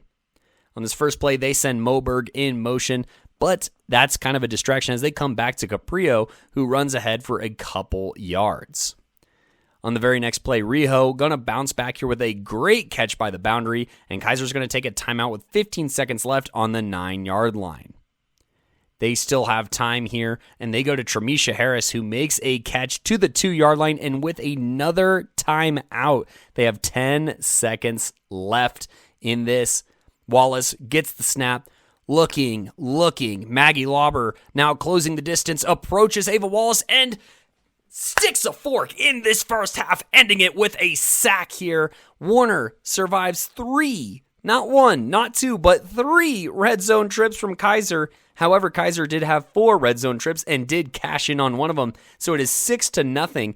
Keiser at the break. It really feels like Warner is holding on here. They haven't really gotten anything from their offense. They haven't been able to establish any kind of rhythm, and defensively, they're asking everything, and they are getting, honestly, a couple of lucky breaks, it feels like, that Keiser just can't quite finish these drives because, I feel like 6-0 is even asking way more than some good luck. This should probably be a 12 or 13-0 score, if not more. But the Warner defense hatchens down, plays together, flies to the ball, and they shrug off the mistakes of special teams to ultimately still give themselves a chance in this football game. Now, something to keep in mind is that this format is double elimination. So if Warner loses this game, it would go to another game at 2 o'clock. And boy, that Tampa Heat was seriously no joke. Everyone was pouring sweat, and this was a tightly contested, gridlocked game. So Keiser here trying to force that extra game and see if they can sneak out of here with a championship. And they will start the second half with the football and see if they can capitalize on some of those opportunities that they might have had. Now they're going to throw right, and I'm not even sure where this pass is targeted to, and Warner drops a sure interception here. You can tell nerves are extremely high coming into this second half here. Now Wallace settles down and finds Moberg again, this one to the left, and that sets up 3rd down. And on 3rd and 1, they find Janasia Wilson on a quick hitter for a 1st down. They then dial up a quick slant to Tramisha Harris that gets to the 29-yard line, but the Warner pass rush responds in turn and forces an incompletion. Now, it's going to be a pass right to Moberg, but a great flagpole by Andrea Castillo here forces a 4th and 7, and Keiser is going to go for it. Wallace is going to scan and eventually find Tramisha Harris backside on a slant, but Warner swarms and sinks this drive, forcing a turnover on down and starting in Keiser territory. Warner is just barely in Keiser territory, however, as they are just past the 40-yard line, and they're going to open up this drive with just a little check down to Serenity Hickman here for a short gain, but immediately after that, they false start, and that puts their drive back on the other side of midfield here. They try and get back a few yards and call a slant to Jessica Finley to the 34, but Warner not able to really get a play in before a potential delay of game. They're going to use their first timeout here with 6 minutes and 41 seconds in the third quarter. In that time, they dial up a jet sweep to OMG. It looks like she's getting ready to pass here, but unfortunately she has to tuck and run, and she runs, setting up 4th and 5 at the 25-yard line, and Warner is now going to use, believe it or not, their second timeout here. They only have one timeout remaining with 6 minutes and 2 seconds in the third quarter. Now, in this setup here, Warner gets Keiser to jump off sides, but on the free play, they take a shot to the end zone, and they draw a pass interference on the pass attempt to Anna Pat Vincencini, and that free play puts them all the way into the red zone. They come back with OMG in motion and get a jet sweep. This one is pulled quickly by Moberg, and when they try and run it the other way, Hannah Jace makes the very next pull, and it is 3rd and 9 here. On this next play, Hutchinson drops back and tries to throw it downfield towards the end zone into double coverage. Luckily, this ball harmlessly falls to the ground, and now it's 4th down. And with 3 minutes and 43 seconds in the quarter, no one in media can believe their eyes. Warner uses their third and final timeout on 4th and 9 with 3:43, and they have no timeouts remaining for the game, so you have officially put all of your eggs in this basket of a drive here, and it's time to put up or shut up here as they are trailing 6-0, but in a weird sequence here, Warner is going to keep the drive alive on an incompletion because of an illegal contact. Once again, the Warner blockers selling this aggressive Keiser pass rush. I believe that they kept 3 back on this one and still drew that, as it is just a wall of blockers to get through, and it's a little too much. And so with the Warner blocker falling, it is now 1st and 5. OMG lines up at QB and keeps it right for almost no gain, thanks to a great effort here from Kylie Catano here to keep this snuffed out and out of the end zone. Now, it is 2nd down here, and OMG is at quarterback. She gets the snap and kind of takes a pump step right here as if she's going to run. But then she plants her feet and throws it to Maggie Lauber over the middle, who scores a touchdown. It is Warner's first score here, and they are fired up. Maggie Lauber running really hard into Serenity Hickman, I want to say. But either way, she holds onto the ball, and OMG, as if there's nothing that she could do at wide receiver or safety, she throws a touchdown here as one of the best players in the country, showing that she is capable of literally everything here. And now it is time for the PAT, as it is 6-6 here, and Warner is going to get the snap and roll right. But Kylie Catano here blows up this play, snuffs it out, and gets the sack, forcing a 6-6 tie here in the third quarter, as if this game cannot be any more cinematic, with great and opportunistic defense on both sides, making plays when it absolutely matters. Keiser is going to waste no time on their drive as they get a quick pass to Moberg to the 19-yard line to get this drive started. The next play is incomplete, but Moberg on the very next play gets open downfield and makes a catch to the 36-yard line for a first down. Janasia Wilson is going to remind everyone that she's in this game by making the next reception for a first down to the Warner 36, and just like that, Keiser is back in royal territory. Keiser on the ball quickly here, trying to kind of catch this Warner defense off guard. They get a quick play in, and Clark makes a quick pull to minimize that gain to just about 3 yards. Anna Pat is going to follow it up on the next play with a pull at the 29-yard line to conclude the third quarter, tied 6-6. Keiser still driving here and in Warner territory. Now, Wallace is going to have to check down to Moberg, and it's very close, maybe controversially close to the sideline, and that'll lead to a Keiser timeout with 11:23 and a far 4th and 7 until the red zone. Now, in this next play, Wallace gets the snap, looks right, throws right, and Andrea Castillo is standing right there, and she could easily make an interception and maybe get a big gain, but it just hits her in the chest. Either way, it is a turnover on downs, and it is Warner ball at the 27-yard line. Now, Warner here gets a check down, and that is absolutely swarmed by 3 Keiser defenders for nearly nothing. Now, on the next one here, the check down could have gone for a bit more, but the ball carrier got a little turned around and ended up stopping because she thought that the play was over. So let that be a lesson. All athletes, you go until the whistle, no matter what level it is. And now it is 3rd down, and Catherine Hutchinson is going to find Anna Pat, who then pitches to OMG into Keiser territory here. On the next play, OMG catches and gets to the 24 of Keiser, and Warner is rolling on this drive.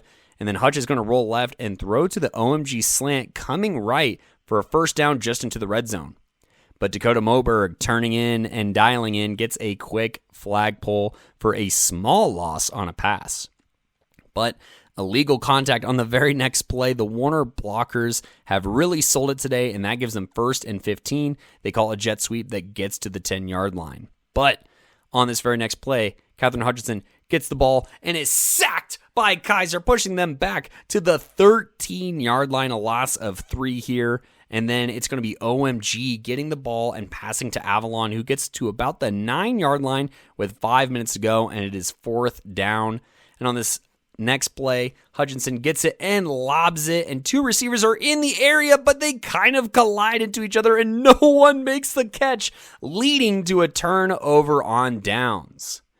Keiser now with the ball gets a quick pass to Caprio to the 14-yard line, setting up 2nd and 6 deep in their own territory. They then pass left to Harris for what I swear was a 1st down, but it is called short. And so on 3rd and 1, it's going to be Wallace in the gun here, gets the snap, looks left, throws left. It is broken up by Jessica Finley, but as she's falling to the ground, the ball is still in the air, and she reels it in for the interception, giving Warner the football back on the 32-yard line in Keiser territory here. Will they be able to take a lead? Who can tell? Stay tuned as we still have a drive ahead of us, but they go back to the well here with the jet sweep from OMG. She does spin here, and that draws a hold on the Keiser defense and advances the ball to the 26-yard line. OMG, once again, Mariah Gordon here gets the pass left, and she breaks into the red zone, and we are at the 2-minute warning with a 6-6 ball game here. And as Warner is driving, I did take a second to talk to Gino Vigil as we head to the end zone here, the back of the end zone where we always want the best shot that we can possibly get here. And I tell him, if I was in this position as a coach here and I could tell myself anything, I would tell myself bread and butter. You're in these situations, stick to what you do absolutely best, impose your will, and try and pull out a win in this football game here. Let's see if Warner does that. And you might have to guess that they do, as it is a pass to Jessica Finley, one of their top playmakers from the year, and then she laterals to Vincenzini, who gets to the 7-yard line and out of bounds. Now, on this next play, 7 yards to go for a lead. It's going to be a snap. Hutchinson rolling left as a right-handed quarterback. Janasia Wilson getting right there, going for the flag, but Hutchinson just narrowly gets the pass off, and it's Anna Pat Vincenzini, the Panama sensation, one of the best players in flag football history, highly renowned PMC MVP one time, makes the catch past the pylon for the score, and for the cherry on top, they come back and find Isabella Diapiche here for the PAT, and it is 13-7 Warner with 1:42 to go. But Keiser has been on this stage before. They have been in situations like this. Ava Wallace, one of the top QB prospects coming into this year, and so many of these players, especially hungry to avenge their loss in last year's championship, try to put together a drive here and give themselves this storybook ending. And speaking of players stepping up, Dakota Moberg makes the catch here left to the 17-yard line. It's then going to be passed to Janasia Wilson, who picks up a first down, and the clock is going to stop as the ball is set because of the first down. And with a minute 17, they're going to try and pass, but Caprio here is going to slip. On the next play, it's going to be Wilson again, this time to the 31-yard line, and they call hurry up. Wilson here gets the pass and then slips between two defenders, making the miss all the way to the 38-yard line for a first down and gets out of bounds with 30 seconds left. Janasia Wilson, one of the top players in the country, once again making her presence felt on both sides of the ball and putting themselves into Warner territory and saving some time here. They pass left to Clem, who gets out of bounds close to the 30-yard line with 24 seconds left, and then they're going to have another pass here, and it's caught setting up 3rd and 7, and Keiser's going to take a timeout with 19 seconds left on the 27-yard line. Now, tensions seem especially high in this Keiser huddle. I'm not sure what is being said, but I know that emotions are high, tempers are flaring, and they have to compose themselves before they go out and try and win this game. Now, on this next play, it's a snap. Ava Wallace looks, throws. Jessica Finley intercepts the football here, and just like that, just when they need it, the Royals get a play from one of their best players in program history, and especially this season.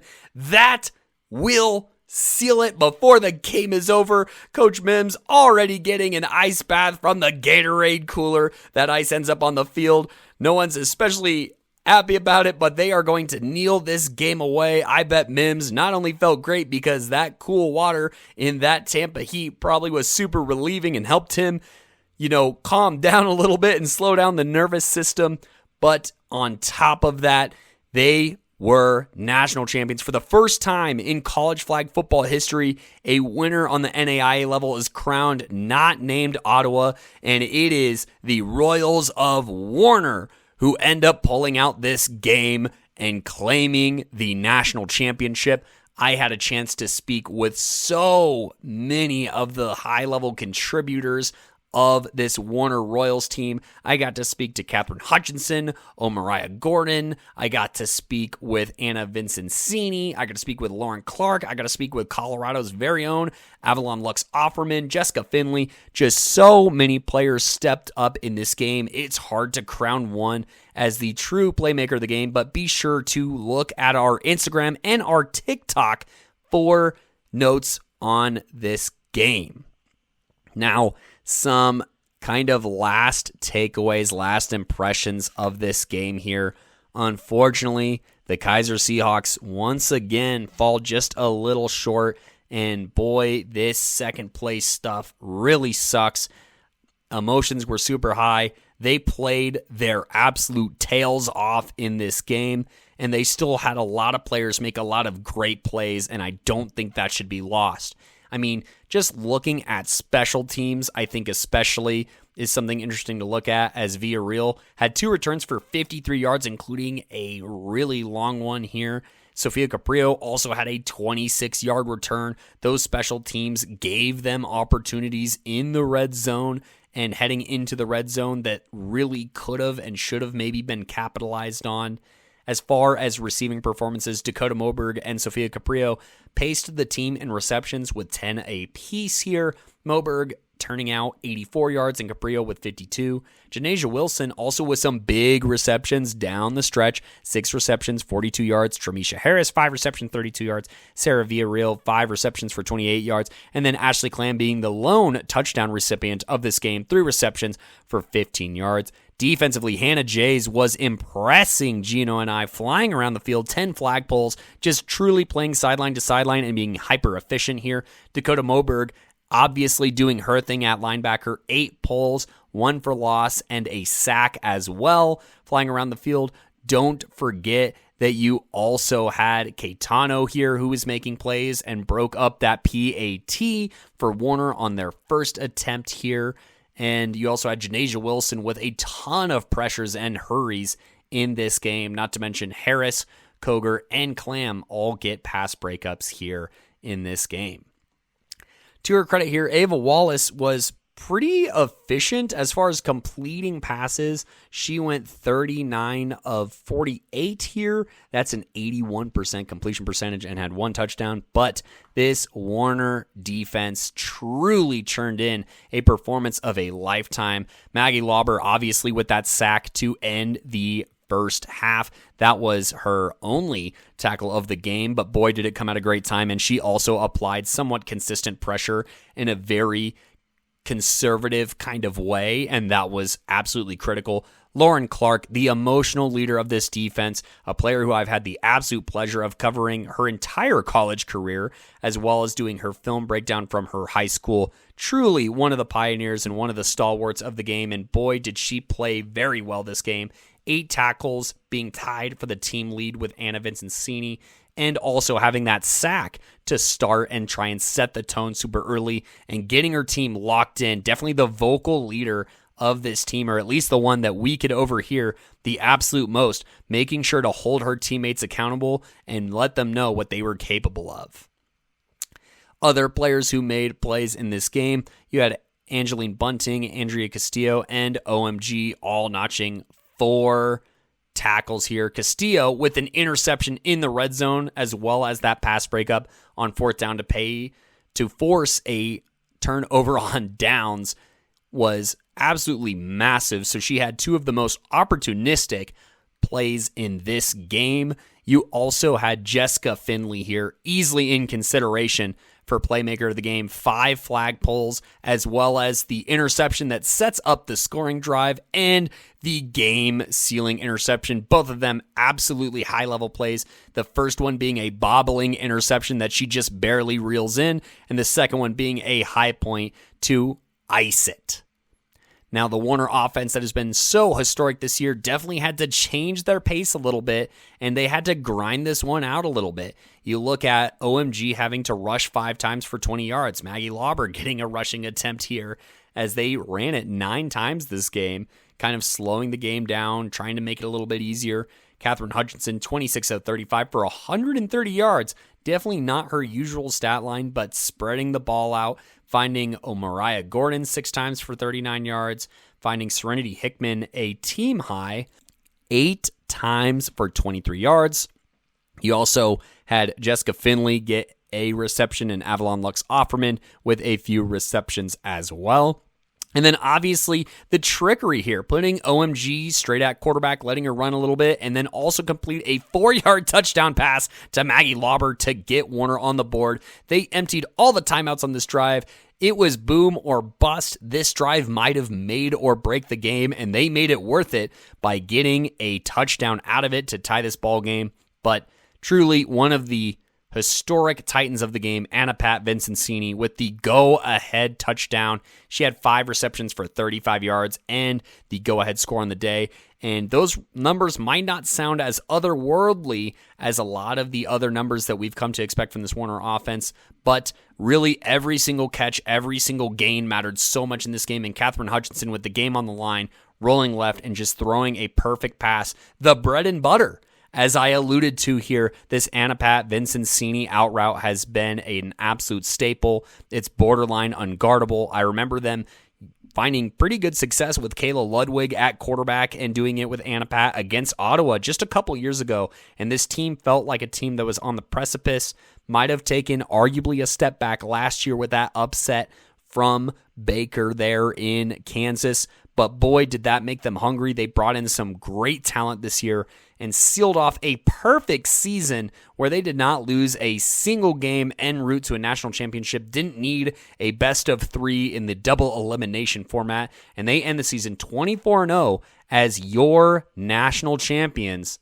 That is the Royals of Warner University. Huge congratulations to that team. Once again, listen to those interviews, and I have such a special place in my heart for this team and this coaching staff. Huge shout out to Coach Mims.